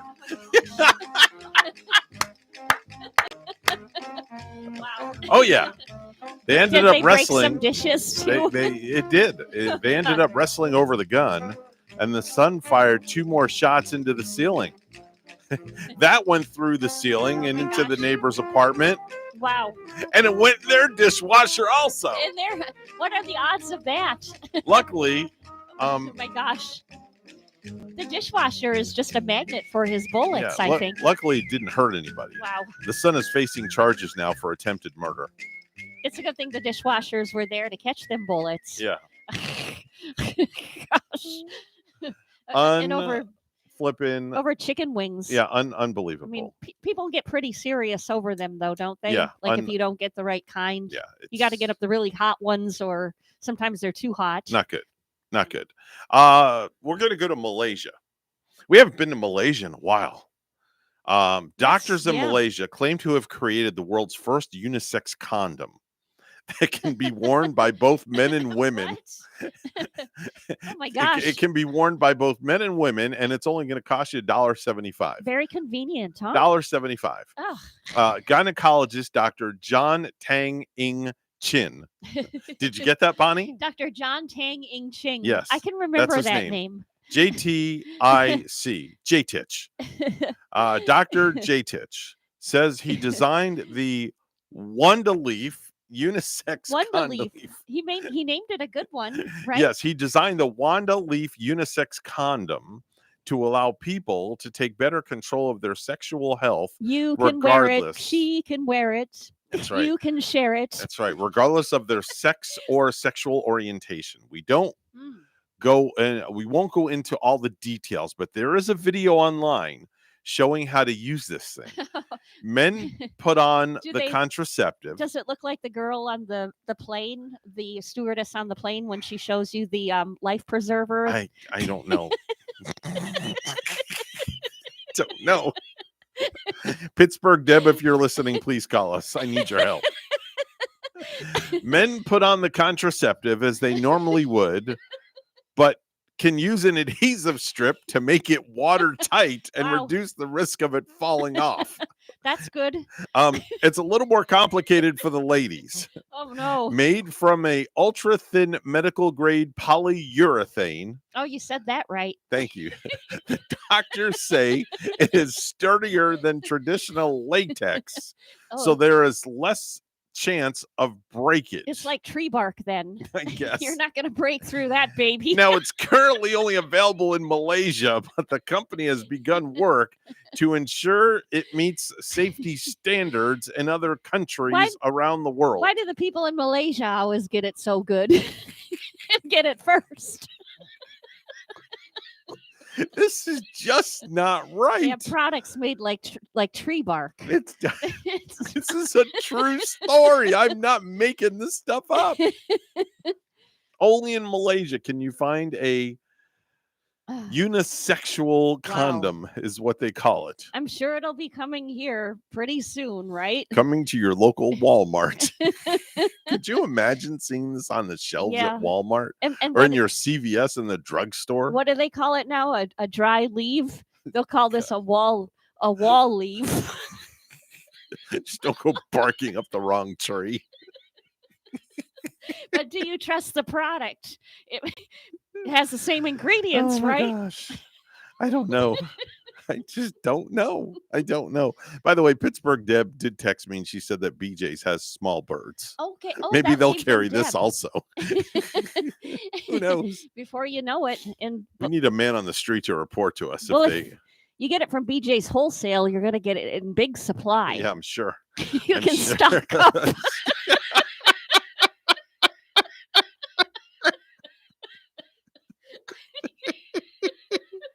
You know, it's funny. I was having a conversation with Carol the other day at the air show, and I told her every now and then we come up with some things that we laugh so hard that we belly laugh for like 30 seconds on the air, and she just couldn't believe it. I'm like, yeah, there's some stuff that Bonnie comes up with that's like, whoa, okay. But you keep finding these stories about people in Malaysia, Evan. What can I say? I scour the globe. I mean, I got like 15 websites I go to get things like this. That's a doozer. I have too much time on my hands. A 20-year-old woman, and let's get out of Malaysia and go to Pennsylvania. Okay. Where a 20-year-old woman in central Pennsylvania is facing charges after she got into an argument with another woman at Walmart, grabbed a package of cold chicken, and nailed her right in the back of the head with it. Oh my gosh. Now, it's not clear if the chicken was frozen or just refrigerated. Oh, I hope it was just refrigerated. That poor other lady. Oh, man. I mean, that could have knocked her unconscious, you know, if it's like frozen chicken. Oh, man. That's not good. Holy gosh. That's not good. Man. Anyway, there's pending charges on this story. Just grab the closest grocery item you can get and Could you imagine her throwing a Cornish hen? Now, have you ever seen those Cornish hens, those frozen Cornish hens? that's solid like a baseball when That's it's like frozen. solid as a rock. Who did that song? Solid as a rock. Come on. Ashford and Simpson. Bam! There you go, Bonnie. Should know that. That's right. Very good. I got to interview them one time. I Nice had people. The two of them on the phone at once. Super nice people. Yes. Super nice people. A man in Florida named Dewey Smith didn't get the memo recently. He broke into several cars last Wednesday, and he did it while eating a pizza. Yes, a pizza. The police found marinara sauce on the handle of one of the vehicles, and down the street, they found an empty pizza box, which directed them to another car that had been broken into. He's a messy eater and a messy car thief too. A neighbor nearby told police that she saw a man that night who had a plastic bag filled with credit cards. He also stole the remnants of a Little Caesars pizza that she had tossed out in the garbage. The remnants of it. Yes, the leftover pizza. Oh my gosh. Now, it's unclear if that was the first pizza or the second pizza that he stole. The authorities followed the trail and found Dewey. He still had the bag of credit cards, but it sounds like he was done eating pizza. He told deputies, "You got me red-handed." Get it? Red-handed. I love it. And he was probably talking about the cards, but the local news suggested that it may have been caught with marinara all over his hands. And all over the credit cards too, possibly. Exactly. Sorry. Let's go to Winnipeg, Canada, where two people went into a vacant house over the weekend with this genius plan of stealing a furnace without knowing how to steal a furnace. Okay, now think I about wonder that. if they're into stealing furnaces up there. Well, with they weather gets cold. They broke into the house to steal the furnace, but they had no idea how to dislodge it. So what they did was they dislodged the connections and they caused a huge gas leak. Oh my gosh. Now that's bad news, Did the especially house start on fire or well, anything? it was bad news because they didn't realize that there was a gas leak. Oh. So guess what happened? They both passed out in the property. They passed out from the gas leak. Yeah, I was going to say they passed out from the gas fumes. Yeah, the leak was so bad that the neighbors Oh, smelled the gas wow. and called the cops. And when they arrived, they discovered the unconscious thieves, pulled them outside where they were able to regain consciousness. And when they did, They were detained, but were ultimately released without being charged. what a rude awakening that would be, huh? You Yeah, it's pass out- unclear if they're off the hook, if they could be cited or arrested down the road possibly, but they were released. Huh. Well, somebody didn't want to press charges, I guess. Got to stick their heads in the snowbank first, wake them up a little man. bit. That just that's not a good thing. Folks, if you're going somewhere and you're planning on stealing somebody's furnace, please go on the internet and Google how to steal a furnace. I never heard of such a thing. How to disconnect a furnace. Even growing up in northern Wisconsin, I never heard of anybody stealing anybody's furnace Yeah. before. Maybe some firewood they'd come and steal and thieve. You'd be but a surprised. furnace? You'd be surprised what people would steal. I mean, if these unisexual contraceptives were available, I'm sure they'd probably try to steal those things too. It's even like when our sheriff's office talking about stealing the not the carburetors. What are the units from those the expensive units from the cars? Catalytic converter. And they are Yes. rather pricey too. Yes. People like stealing them. They and were going around underneath and just reselling them. sawing those things off and reselling. Yeah, we're going to be hearing from the sheriff, huh? This morning. Actually, we're going to be sheriff will not be on, and neither will Chief Deputy Budenseek. Instead, it's going to be Trisha Kukovka, the community outreach manager. Oh, yeah, who'll be joining us this morning, and we're going to talk about holiday safety We've and had her holiday on before. shopping. Yeah. Yes. Yeah. So that's going to be a very interesting topic on what you need to do to prepare yourself for this holiday season as you go shopping, go into the malls, what you should be carrying, You what gotta not to leave in the have car. your head on wrapped on tight. They when call you're that out there. in police terminology, your head on a swivel at all times. You know, I even stopped at a gas station too in Palm City yesterday, Evan, and I'm cleaning out my vehicle. I stopped there just to, clean all the crud out of my vehicle. But in the same token, I'm, I'm taking my purse with me. I'm watching my purse very closely. Just that one slip where you look away from your purse for a single moment. I could just picture somebody, getting in my side door and grabbing it. Definitely. So we'll be talking to her a little bit later on this morning. 7:46 right now. It's news time. Let's go right to the news desk where Bonnie's standing by. It's all brought to you by St. Lucie Jewelry and Coin for the best deals in town. Please go to St. Lucie Jewelry and Coin and see our good friend Hawk Levy. Bonnie standing by with the morning headlines. Good morning, Bonnie. Good morning, Evan. The special session of the Florida legislature is underway, centering on Republicans' opposition to COVID mask and vaccine mandates. House Speaker Chris Sproul says the session is a way to push back against what he calls a one-size-fits-all Biden administration strategy of dealing with the pandemic. People should have options. And I believe that this is what businesses and employees would have done absent the federal government's unlawful, in my opinion, involvement. Proposals include exemptions from employer-required vaccinations, preventing government employers from requiring vaccines, and reinforcing the state's Parents' Bill of Rights law to shield school children from mandates. A West Palm Beach teacher whose husband sued a South Florida hospital after medical staff refused to treat her with ivermectin while she was admitted with COVID-19 has died. Tamara Drock died Friday. Her husband confirmed to our news partner, WPTV. Drock, age 47, of Loxahatchee, had been a kindergarten teacher for 16 years. Her husband, Ryan Drock, recently filed a lawsuit alleging that the staff at Palm Beach Gardens Medical Center refused to treat his wife with ivermectin as he requested after she was admitted to the hospital's intensive care unit in August and treated at the hospital's COVID-19 protocol, which included remdesivir, steroids, and antibodies. Tamara Drock's condition worsened in September, so she was sedated, intubated, and placed on a ventilator. The lawsuit claimed that Tamara Drock's condition significantly worsened upon being admitted to the ICU and that the hospital refused to administer ivermectin to her despite the minimal downside and side effects. Filed the lawsuit in the hopes of forcing the hospital to treat her with the antiparasitic drug. Palm Beach Gardens Medical Center said it had exhausted all further medical treatments. According to the U.S. Food and Drug Administration and the Centers for Disease Control and Prevention, ivermectin shouldn't be used as a treatment against COVID-19 outside of a clinical setting. Palm Beach County Circuit Judge James Nutt dismissed the petition, ruling that Ryan Drock had no constitutional right to demand a particular treatment. Jake Huxtable, an attorney representing the Drock family, told WPTV he has filed an appeal with the 4th District Court of Appeal. The family raised more than $10,000 in a GoFundMe campaign to help pay for Tamara Drock's medical bills.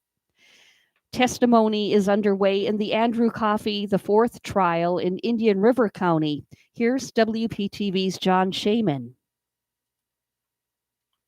We're here today because this defendant tried to kill each of those men. During opening statements Monday, there was no argument over whether Andrew Coffey IV, known as AJ, fired at a SWAT team conducting a search warrant at a home in Gifford.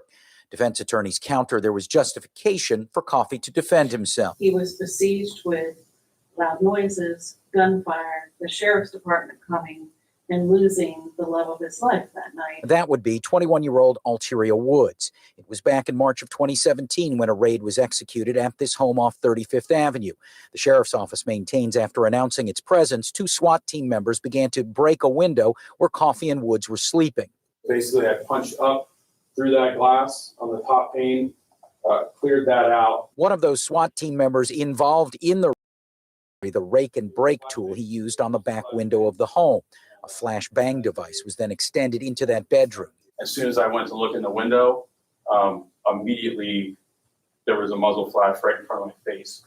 She died because this defendant chose to open fire on law enforcement. What you're going to hear is that his concern for his girlfriend and himself caused him to shoot a weapon. The defense did get a win before court began as Judge Dan Vaughn ruled that a Facebook video Coffey made a month before the SWAT raid could not be shown to the jury right now. In it, he made comments about law enforcement and how they've treated his family. Court finds this video does not contain express threats by the defendant to kill or harm Indian River County deputies. The case is expected to wrap up by the end of the week. In Indian River County, John Shaman, WPTV, News Channel 5.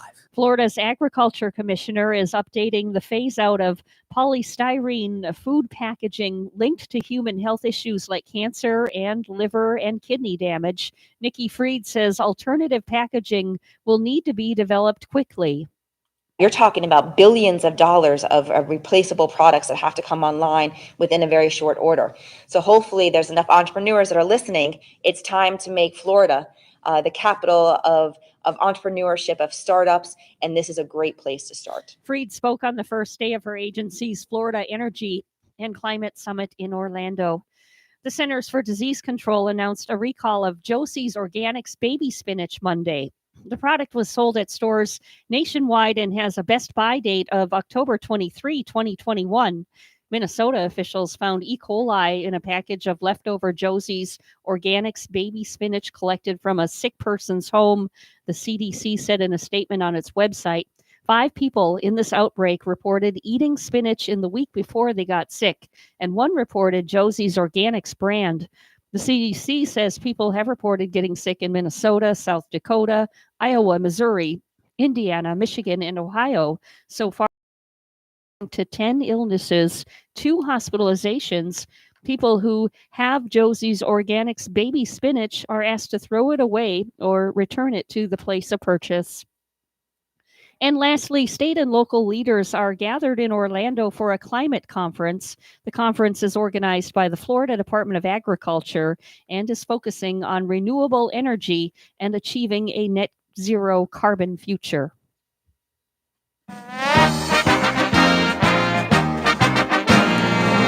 Coach Sean McVay stood at a podium in the bowels of Levi Stadium. He was clearly frustrated after the LA Rams fell for a 5th consecutive time to San Francisco, plunging themselves into a 2-game losing streak.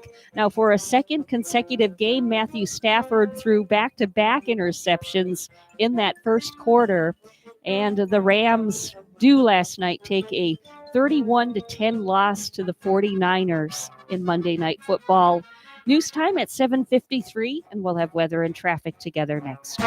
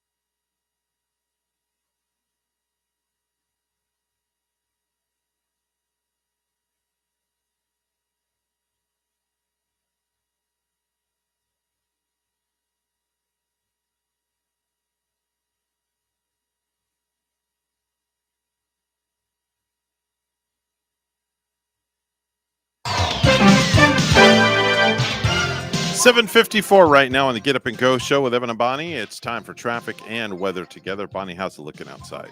Well, we're just bringing up the latest highway report from the Florida Highway Patrol. It's showing we just see the one accident to the north of us on I-95 northbound up in Vero Beach. There's an accident at mile marker 151. No lanes are blocked up in that area. Back here in St. Lucie County, Martin County, it's looking like a good ride. So far, so good. There's your latest look at traffic. And we have 59 in Palm City and in Wailuku, Hawaii. It's a balmy 72. Here's our weather at WPTV. Your WPTV First Alert for another chilly start to the day, with temperatures starting off in the low to mid 50s along the Treasure Coast under mostly clear skies. This afternoon, highs in the upper 70s, mostly sunny skies with low humidity. Tomorrow, not as chilly in the morning, temperatures starting off in the upper 60s. Afternoon highs tomorrow in the low 80s with some isolated showers possible. Thursday through Saturday, scattered showers and storms possible with a front moving in. This front will not cool us down. Instead, highs staying in the low 80s through the weekend forecast. I'm WPTV First Alert Meteorologist Katya Hall on WSTU AM 1450, Martin County's Heritage Station.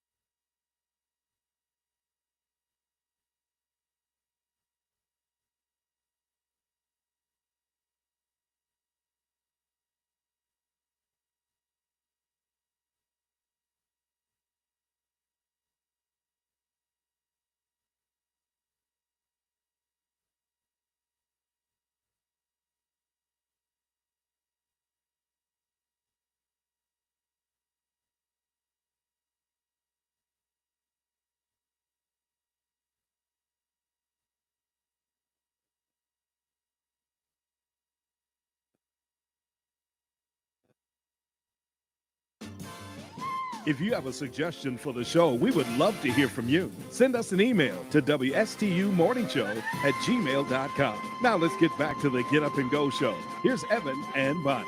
7:58 on the Get Up and Go show with Evan and Bonnie. And coming up in the 8 o'clock hour, we're going to be speaking with the Martin County Sheriff's Office and giving you some tips on what you need to know for the holidays as you're going out shopping. Yes, safety tips, Bonnie. So important to know. And then you say, what? People are still going out shopping? And, when we can get all the service from Amazon. Yep. But yeah, even people still going out to the stores, doing that holiday shopping.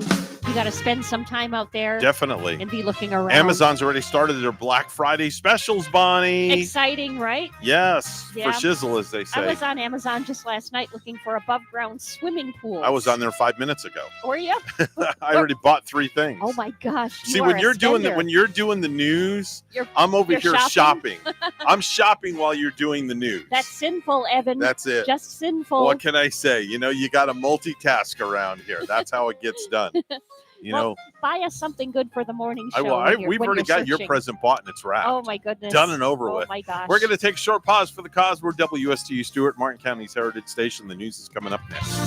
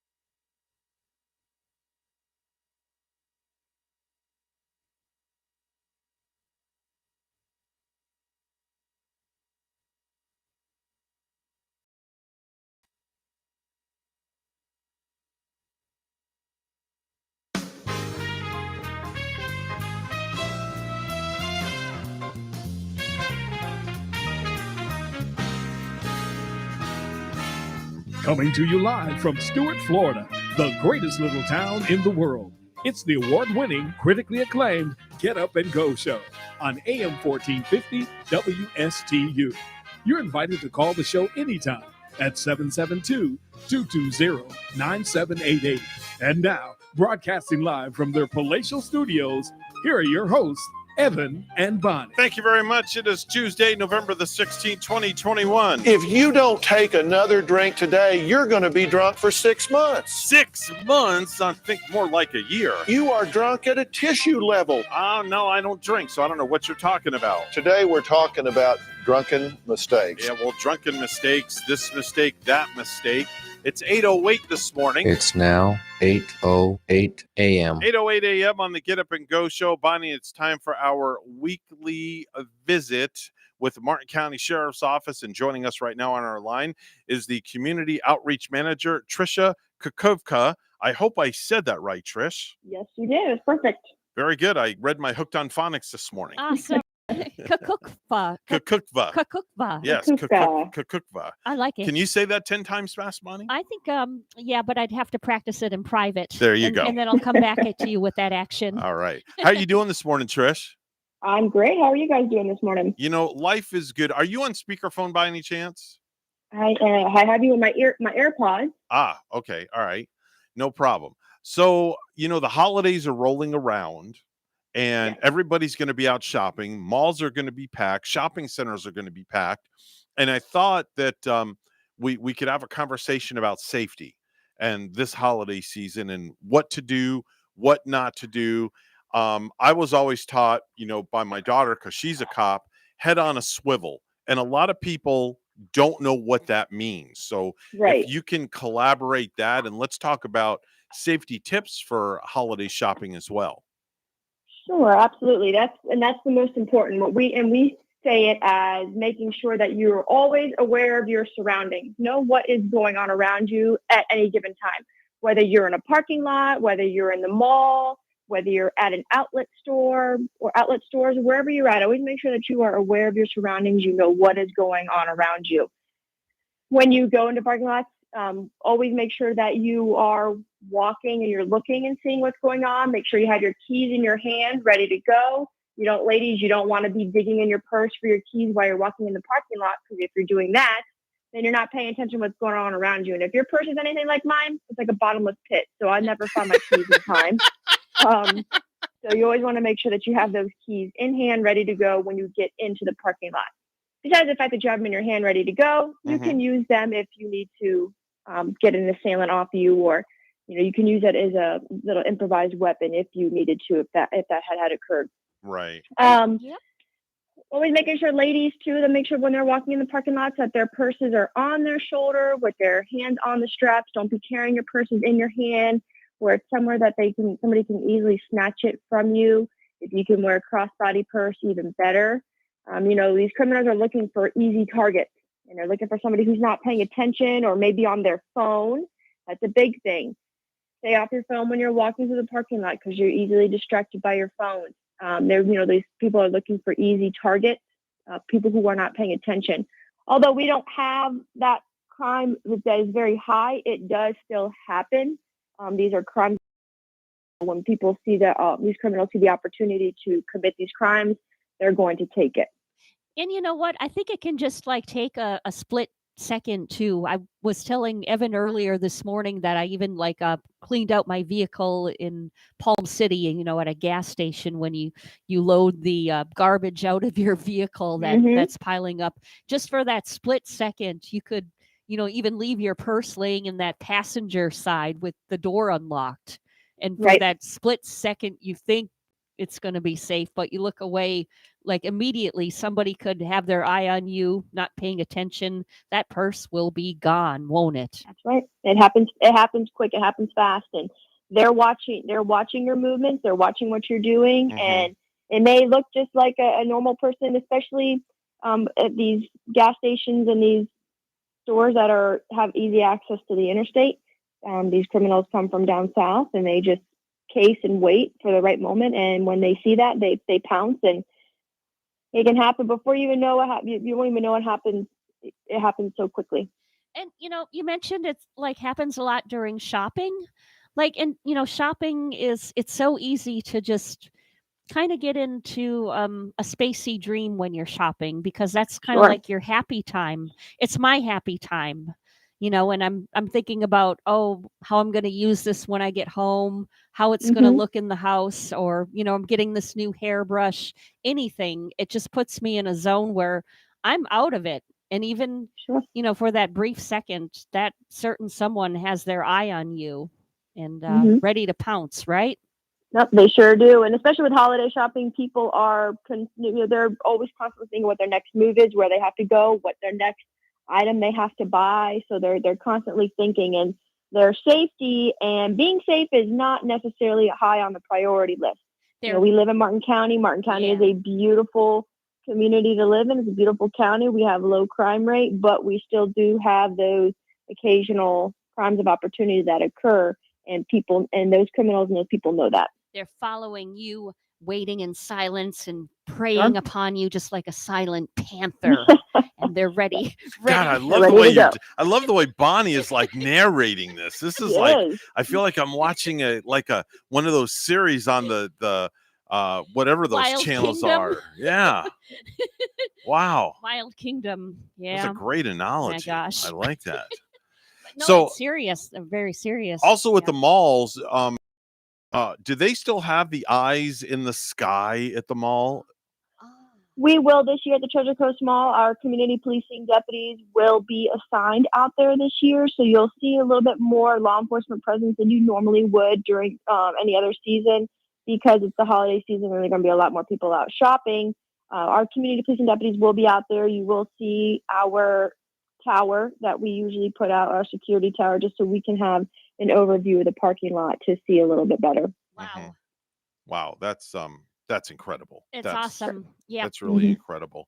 Older folks are also more subtle to these people that are out there looking for their purses and things like that. What advice do you have for the senior citizens that are listening to the program? Because you know how the first instinct is to grab it and try to fight. Right, exactly. Yeah, we don't want anybody putting themselves into harm's way or getting hurt or potentially killed. So if somebody does try to grab your purse, do not fight for it. Let them have it. There should be nothing in your purses that is worth your life. And if it is worth your life, you need to take it out of there and leave it at home. A purse can be replaced. Credit cards and debit cards can be canceled. Don't carry large amounts of cash on you. Most people are not doing that nowadays anyway, but keep those large amounts of cash at home. Like I said, there should be nothing in your purse that's worth your life. So there's no need for you to be fighting over it. Besides, you can get thrown to the ground. You could get seriously hurt. And like I said, even killed, because people are at desperate times call for desperate measures for these people, and they'll go at any length that they can to try to get your belongings. Isn't there, might know this more than me, shouldn't there be like any kind of technology out now where, like say somebody did just come and get your purse, don't you think you could have like some sort of a beeper with you that would get something sounding off in that purse? Actually, like an alarm. they actually make this device. Yeah. That, and I think Trish will know exactly what I'm talking about. It's a device that you can actually have attached to the strap of your purse, where it's like a keychain device, where if somebody steals something and you happen to grab a hold of the hook, it will set it off, and it will make this godforsaken loud screeching siren noise that is like, it's deafening, right, Trish? Wow. Oh yes, absolutely.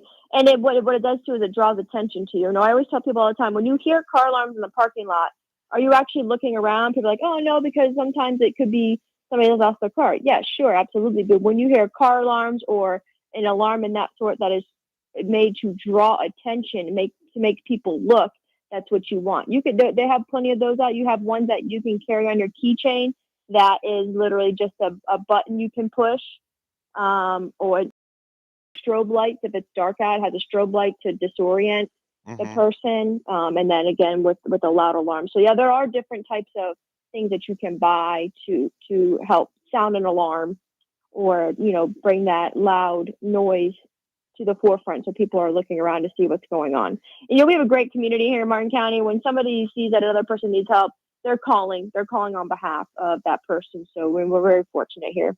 It's a great community, yes. Mhm. Can you get these sort of devices too, like at your local Best Buy or maybe just in Walmart? Walmart, Target, you can get them on Amazon, wherever you want to, self-defense places. You can go, I believe, local gun stores carry things such as that, but you can definitely get them at your local large retailers. That right there, might be just kind of like the perfect Christmas gift for that special there lady you go, in little your stocking life. stuffer. Yeah. Just like now, here's another thing. Trish, your thoughts on this? A lot of women, they carry those little portable spray things of mace in their purses or attached to their belts or whatever it is. What are your thoughts on things like that to deter somebody? Absolutely. I speak to the new runners, new people that are new to running for Fleet Feet once a month, and I encourage them to carry pepper spray. You can get pepper spray too, just to keep on your keychain. That is just enough to disorient somebody or be able to create enough distance from them for you to be able to get away. We're not looking to,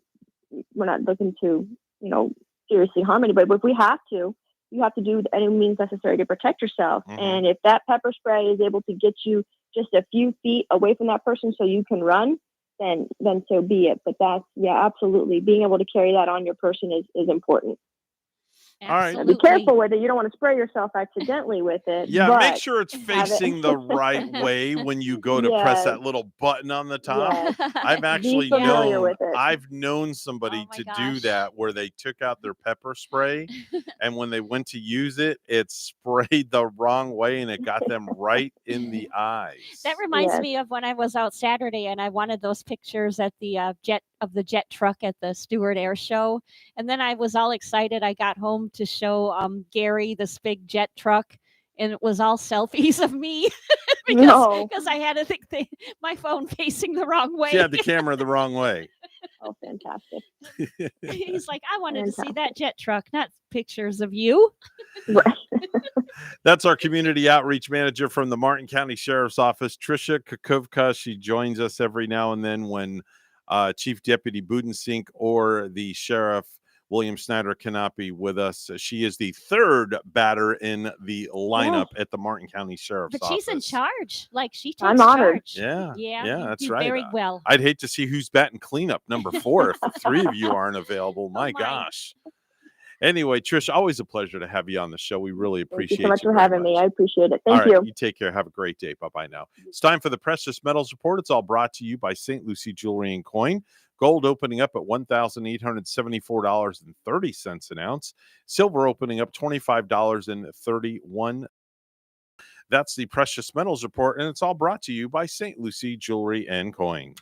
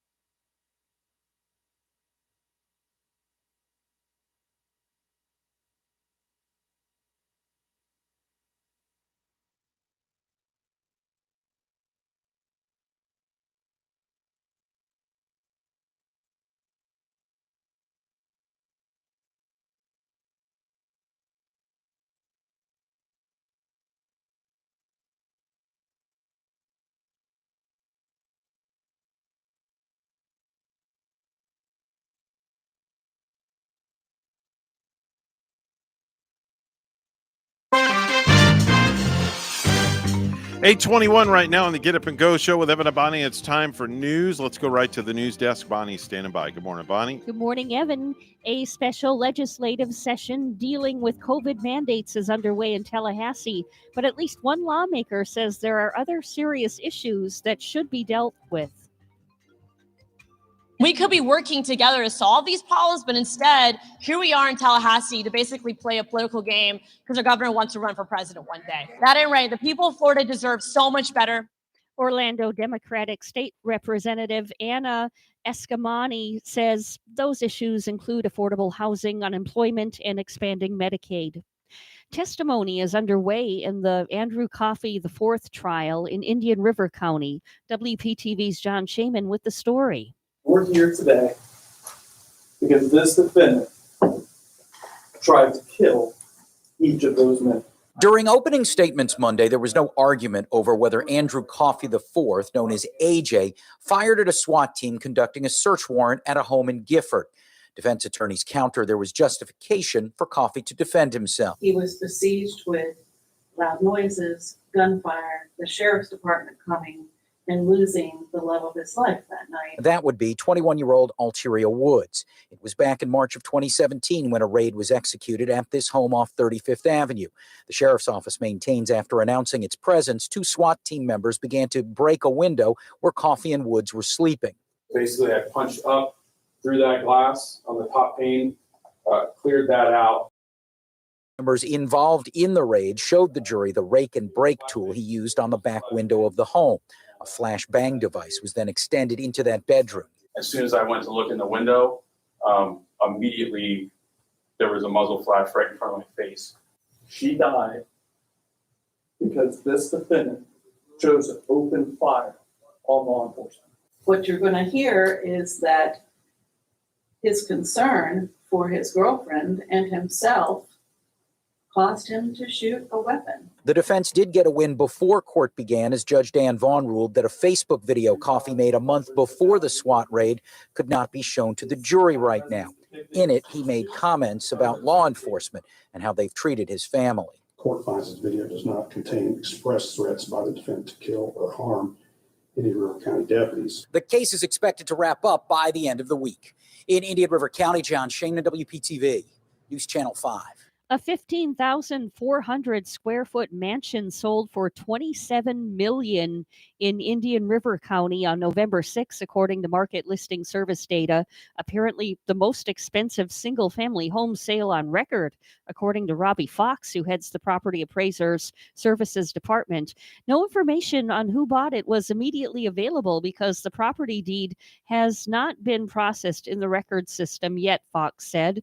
The home, built in 2008 at 1920 South Highway A1A, is on 2.6 acres in the Kansas City colony north of the Round Island Beach and Indian River Lagoon parks. It features 7 bedrooms, 12.5 bathrooms, a guest house, a pavilion, motor court complex, 2 swimming pools, a tennis court, backyard helipad, and 155 feet of private beach access.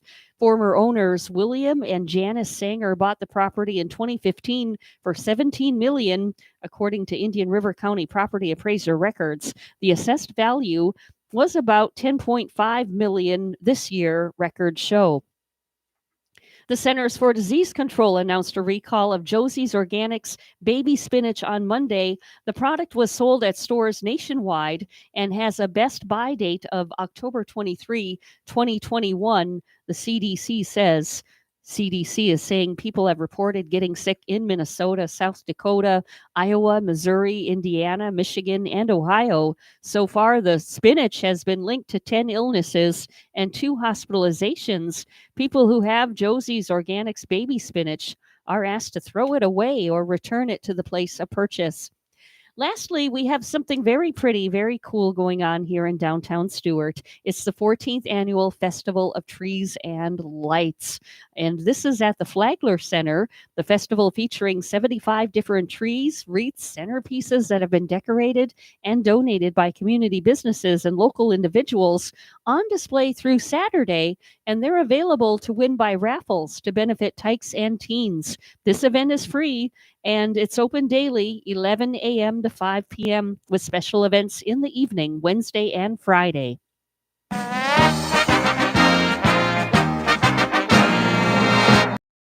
long and winding search for a new head baseball operations finally ended on Monday. Billy Epler, the former Los Angeles Angels general manager, who previously spent more than a decade with the New York Yankees, agreed to become the Mets GM, the team's fourth in a span of 12 months. Our news time is 8:27 with weather and traffic together next.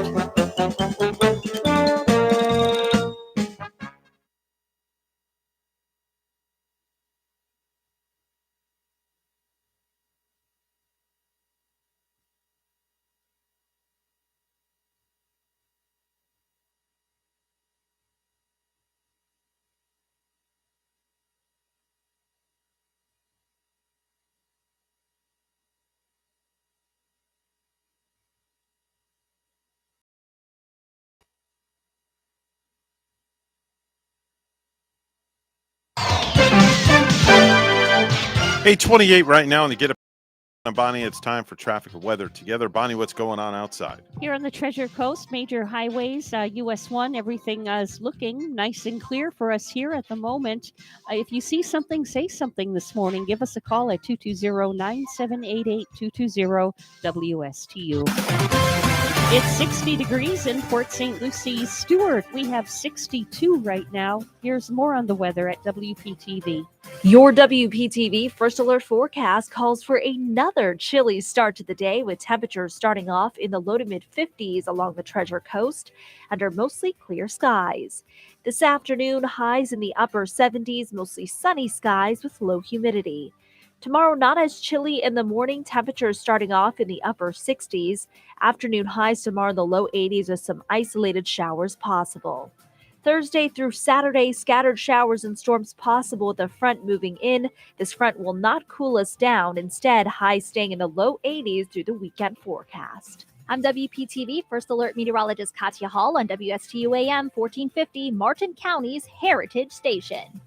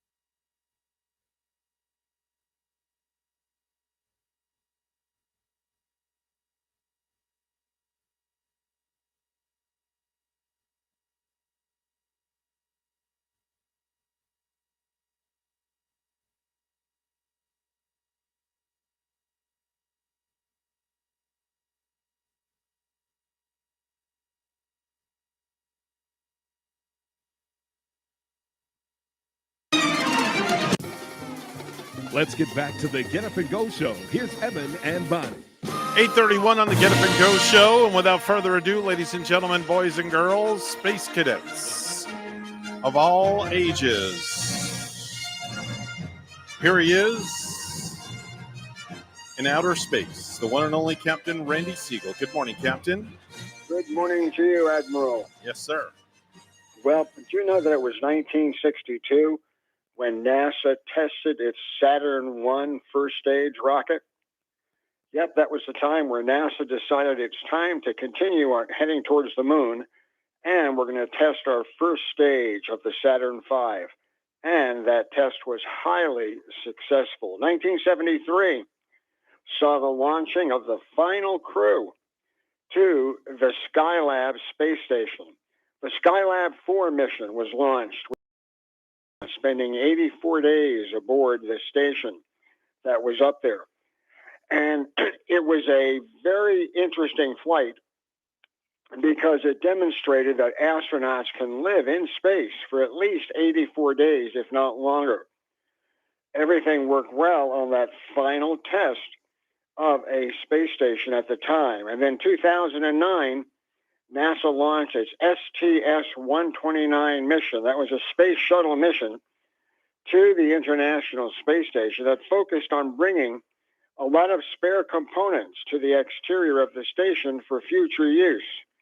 And it has been used in many cases, a lot of that equipment that was put on board the station. Yesterday was a scary day for the astronauts on the station. Russia had an anti-satellite test where they launched a rocket which exploded a satellite that was already in orbit. This created a huge amount of debris. This debris threatens not only the International Space Station, but it also threatens other satellites that are in low Earth orbit.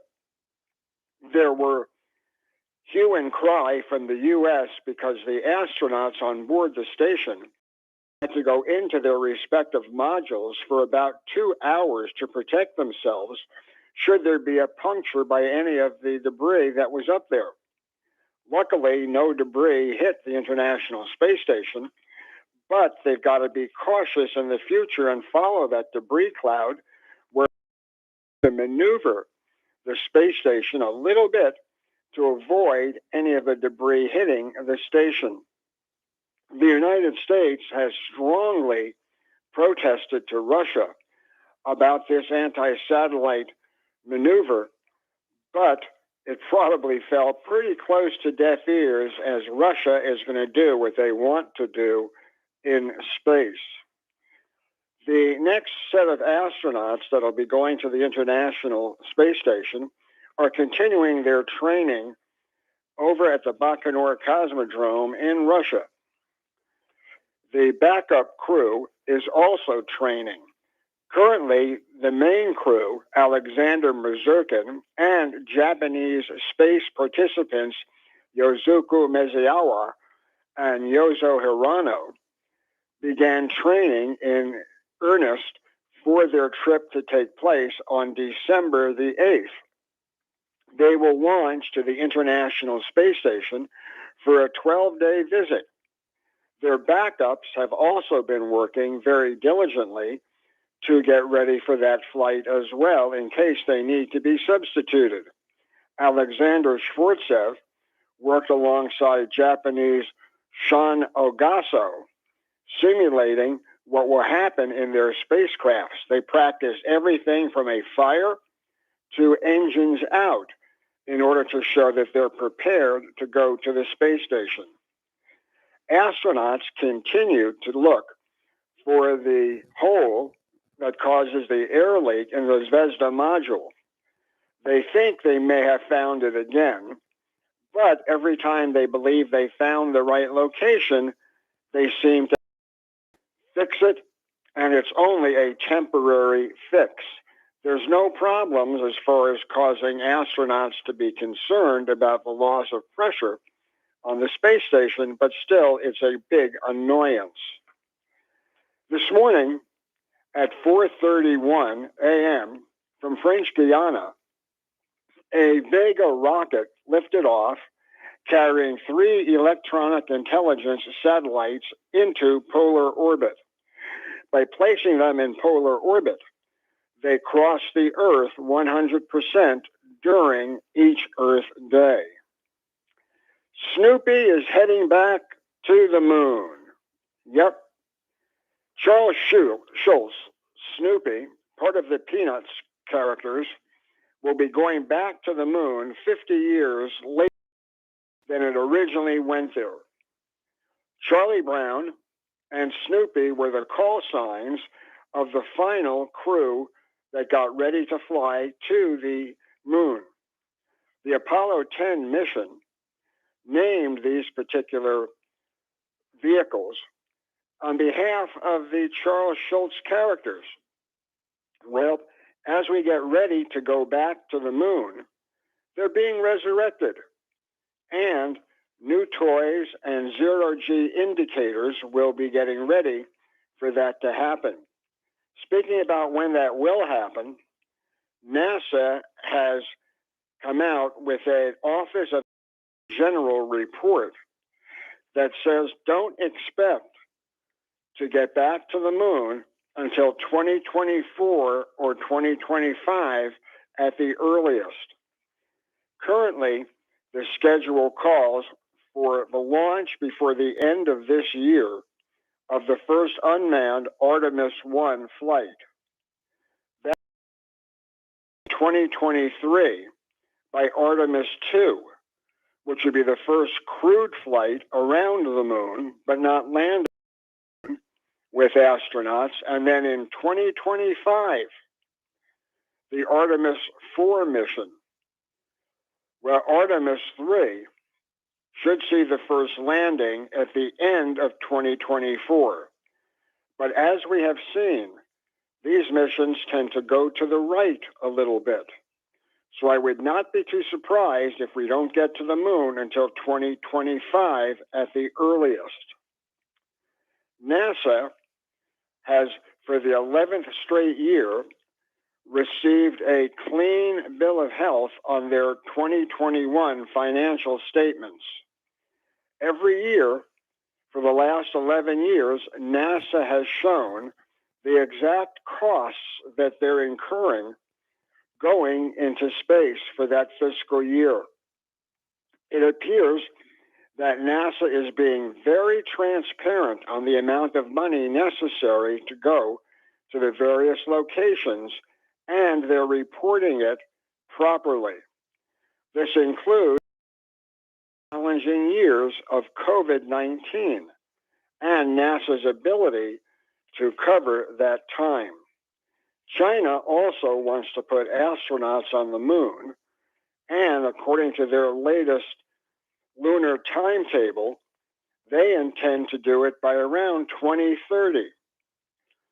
The lunar program designer and engineer Yi Jieping said that China is aiming towards 2030 in order to put their astronauts on the moon. Japan will launch a second defense unit at an air base in the western end of Japan during the next 18 months to monitor electromagnetic waves that are threats to its satellites. Japan is concerned that electromagnetic waves could create problems for Japanese spacecraft in orbit, and they want an early warning system to help prevent any of that from happening. China is building a new sea launch vehicle where they'll be able to launch their satellites from a ship out at sea. They want to do this because by doing that, they can place their satellites into any orbit they want, whether or not it's a polar orbit or it's an east-west orbit that they choose. The United States had that capability, but no longer finds it necessary. The Blue Origin tourist that flew in space, Chris Bashuzin, said that when they had their training by Blue Origin, they were actually being taught what to do should their spacecraft land next to a cactus. Yep. They were explained that if that happens, just how careful they have to be when they open the door and they start moving outside to make sure the cactus does not puncture their skins or cause any problems. They wear steel-toed boots to help push the cactus out of the way. Tomorrow we're going to tell you about some space problems with engineers charging discrimination and, in Russia, embezzlement. So until tomorrow, have a great day, everybody. Thank you very much. That's Captain Randy Siegel on the program each and every weekday at this time, talking all things NASA. Time to head on over to Ellie's Downtown Deli, where Bonnie is going to talk to you all about some of the most fantastic treats to satisfy any appetite, Bonnie. Yeah, and if you haven't had one of their fresh jumbo wraps in a while, we're talking about Ellie's Downtown Deli in Stuart. You got to go over, you got to call Chef Mark. Maybe you can order and have a bacon ranch chicken wrap delivered to your office in the Stuart area. If you're working right around here today, a bacon ranch chicken wrap comes in a wrap of your choice. It's filled with some roast dressing, bacon, cheddar cheese, lettuce, and tomatoes, served with a side item, fluffy potato salad, crispy cool coleslaw. You can get Mrs. Peters' fish dip, too, at Ellie's. Served on a bed of lettuce with chopped tomatoes, red onions, and jalapenos, serving this with crackers. Ellie's Downtown Deli has a full menu available for takeout, plus their fabulous desserts as well. They have full-service deli with dining inside and out. Have them cater your next event. Call 772-781-6605 to order and pick up today. They're located 18 Southeast 6th Street, just off Colorado in Stuart. Call 772-781-6605. Ellie's Downtown Deli in Stuart. 8:44 is the time on the Get Up and Go show with Evan and Bonnie. It's time for news once again. Let's get right to the news desk. Bonnie's standing by. It's all brought to you by St. Lucie Jewelry and Coin. Good morning, Bonnie. Good morning, Evan. There's some shakeup in the animal welfare world in St. Lucie County, and WPTV's Megan McRoberts has details. Well, the Sunrise Humane Society has barely been open 4 months to the public, but now even some board members have resigned following the county, St. Lucie County's exit from the partnership here. But shelter leadership says they are still committed to helping homeless animals. Opening day for the Sunrise Humane Society was filled with fanfare over the summer, a reset from previous turmoil behind these. It was out with the old Humane Society of St. Lucie County and in with an updated building with new management. But now, just months later, St. Lucie County is backing out, blaming failed negotiations between the shelter and the city of Fort Pierce. The county says shelter leadership increased their proposed budget by $275,000. The county was willing to spend more if Fort Pierce would pay the same amount. Fort Pierce was willing to pay more, but not enough to meet the county's contribution, even though they have similar animal intake numbers. Around that same time, a local veterinarian who has worked with St. Lucie County through 4-H and a number of other projects, the temporary shelter we had up at the airport, said he was looking to scale back his business. So the county decided instead to go out on its own and buy the Midway Veterinary Hospital property and convert it to a county-run shelter. A total cost of nearly $1.3 million for the purchase, upgrades, and new hires. We just realized, I think it's time for St. Lucie County to manage its own shelter. We control it. We're not relying on a third-party vendor that come in and say, we can do it for this price, and then they realize 6 months, a year down the road, it's going to cost more. At least 2 board members of the Sunrise Humane Society say they have also resigned following this failed negotiation. In a frustrations, Sunrise did not provide the county with thorough intake numbers during negotiations and shared concerns about turnover and the need for more volunteers. Current shelter leadership did not want to go on camera, but say they remain committed to serving homeless animals in Fort Pierce. And the county is backing out despite spending nearly $500,000 in upgrading the building here behind me. The city of Fort Pierce says it is committed to seeing that Sunrise still succeeds. In Fort Pierce, I'm Megan McRoberts. Back to you. A West Palm Beach teacher whose husband sued a South Florida hospital after medical staff refused to treat her with ivermectin while she was admitted with COVID-19 has died. Tamara Drock died on Friday. Her husband confirmed to our news partner, WPTV. Drock, age 47, of Loxahatchee, had been a kindergarten teacher for 16 years. Her husband, Ryan Drock, recently filed a lawsuit alleging that the staff at Palm Beach Gardens Medical Center refused to treat his wife with ivermectin as he requested after she was admitted to the hospital's intensive care unit in August and treated with the hospital's COVID-19 protocol, which included remdesivir, steroids, and antibodies. Tamara Drock's condition worsened in September, so she was sedated, intubated, and placed on a ventilator. The lawsuit claimed that Tamara Drock's condition significantly worsened upon being admitted to the ICU and that the hospital refused to administer ivermectin to her despite the minimal downside and side effects. Ryan Drock filed the lawsuit in the hopes of forcing the hospital to treat her with the antiparasitic drug. Palm Beach Gardens Medical Center said it had exhausted all further medical treatments. According to the U.S. Food and Drug Administration and the Centers for Disease Control and Prevention, ivermectin shouldn't be used as a treatment against COVID-19 outside of a clinical setting. Palm Beach County Circuit Judge James Nutt dismissed the petition, ruling that Ryan Drock had no constitutional right to demand a particular treatment. Jake Huxtable, an attorney represented the Drock family, told WPTV he has filed an appeal with the 4th District Court of Appeal. The family raised more than $10,000 in a GoFundMe campaign to help pay for Tamara Drock's medical bills. Florida's Agriculture Commissioner is updating the phase-out of polystyrene food packaging linked to human health issues like cancer and liver and kidney damage. Nikki Fried says alternative packaging will need to be developed quickly.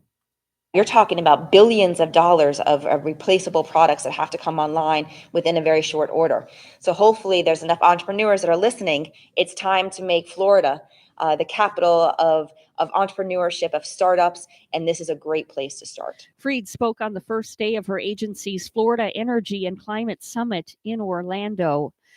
Authorities in Texas say a woman was arrested in Dallas for allegedly punching a Southwest employee. According to the Associated Press, 32-year-old Ariel Jean Jackson was arrested for punching a Southwest operations agent before a flight that departed from Love Field. The news outlet reported that Jackson was charged with aggravated assault. According to ABC News, the incident occurred around 12:40 p.m. Saturday during the boarding process for a flight heading to New York's LaGuardia Airport. ABC News reported that Jackson got into a verbal altercation with an operations agent and then punched her with a closed fist in the head.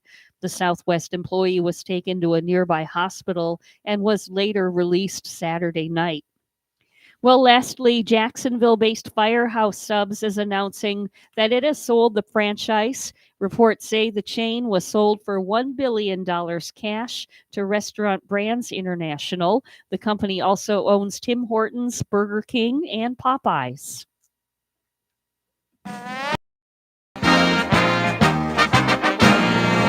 Bulls forward DeMar DeRozan scored a season-high 38 points Monday night to help lift Chicago to a 121-103 victory against the LA Lakers. The 5th time in the past 9 games he has notched at least 30 points. In other scores from last night, Boston Celtics, they win over Cleveland. Also taking a win were the Trailblazers and the Dallas Mavericks winning last night. News time is 8:50. We'll hear weather and traffic together next.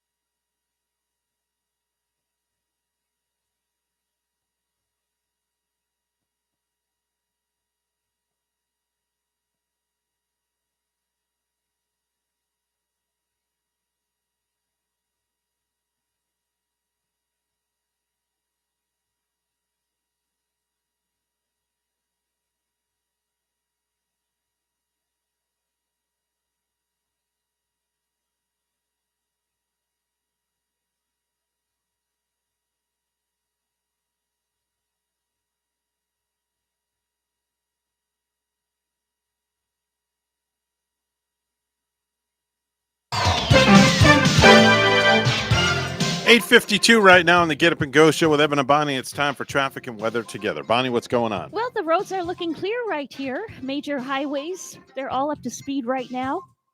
US 1 north and southbound looking good throughout Martin and St. Lucie County. Just if you're heading out, drive safely.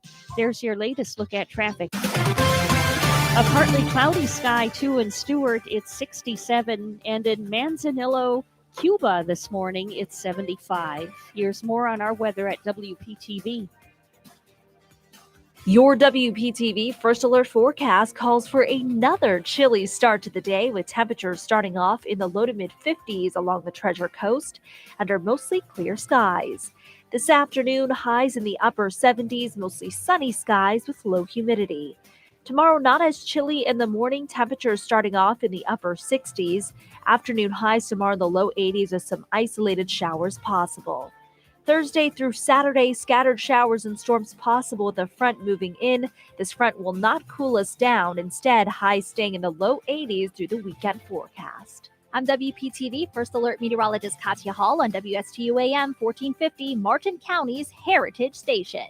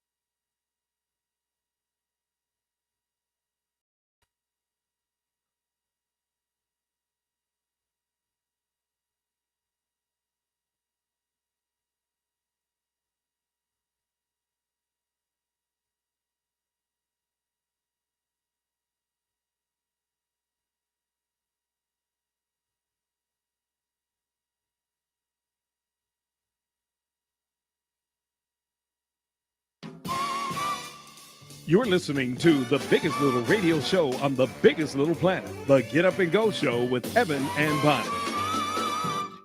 8:56 on the Get Up and Go show with Evan and Bonnie, and we have a phone call. Good morning. You're on the radio. Who's this?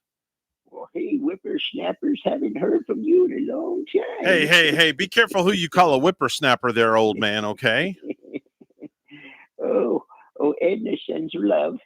All right, well, we send love right back to her, without a doubt. And it must be cold where you are right now. Where do we find you at these days? You're not going to believe this, but Edna and I are in Kenai, Alaska. And where? Kenai, Alaska. Kenai, Alaska. What happened to Key 8 and Key 10? They went Key for a walk. Oh, okay. All right. Very good. So where is that in Alaska, if you don't mind me asking? Well, it's It's on the Kenai Peninsula. It's some of the islands that go down. You know, so it's we see a lot of the whales and all that. You know, going through the their pods and all. All Pretty right. nice up here. Well, how cold? How cold is it? Well, it froze Edna's hair up. Oh, okay. Wow, must be really cold. Yeah. Is it like above zero, or is it below zero there? Well, we're above zero right now. Okay. Yeah. All right. Well, any day We is just good gotta day. watch You're that above Arctic zero. air. Okay. All right. Yeah. Very good. And are you guys all hunkered in for the winter time up there in Alaska? Or are you going to be doing any more traveling? Oh yeah, we're gonna come back for Thanksgiving. We're gonna be leave here in a couple of days. Okay. And we're gonna head down to our good buddy down there in Kentucky, old George. And, Okay. yeah, he went and shot himself a nice big turkey. So we're Really? gonna have Thanksgiving there. Oh yeah. Well, don't get lost up Gobble, there in gobble. Alaska. We hear it's big, vast wilderness up that way. Oh yeah, well you get up into the main state, then you come down the Northwest Territory, down into either Washington or Iowa. Yeah, and come down. Even their big cities are not too big. I was talking to a client of mine on my table. She was talking about like the biggest city would be Anchorage. You know, like really Yeah. comparatively to our major cities, she said not that big. Then I asked her about Juneau, which would be the capital. Well, that's Juneau Beach, right? in Florida. No, that's Juneau, Alaska. Bonnie, you're just a walking book of knowledge today. My gosh. But even she said the city of Juneau, you picture it to be really huge, right? She said, really, the town is not Yeah. really that big. Okay. Rather strange. Hey, old man, we gotta get out of here. It's the end of the show. You Okay. called it the wrong time. Well, you answered at the wrong time. Well, all right, fine. Just be that way. You're getting ornery in your old age. All right, old man. Take care and say Have a goodnight. good day. Say goodnight, old man. Good night, old man. That's the old man down the road, Bonnie. I hope he turns on some heat in that Winnebago. Oof, man. It's gotta be Cold up there in chilly. Alaska, Yeah. without a doubt. Hey, folks, that's a great. Make it a great day, and walk up to a stranger and just tell them you love them today. And just remember, if you have good values on the inside, you won't look for validation on the outside. Oh, yeah. Like Evan said, keep on sharing that love. Spread the love. Be the love machine. LOVE. Spread the love. Yeah, spread the love, as they say. We're WSTU Stewart, Martin County's Heritage Station. We'll see you tomorrow morning. Bye-bye.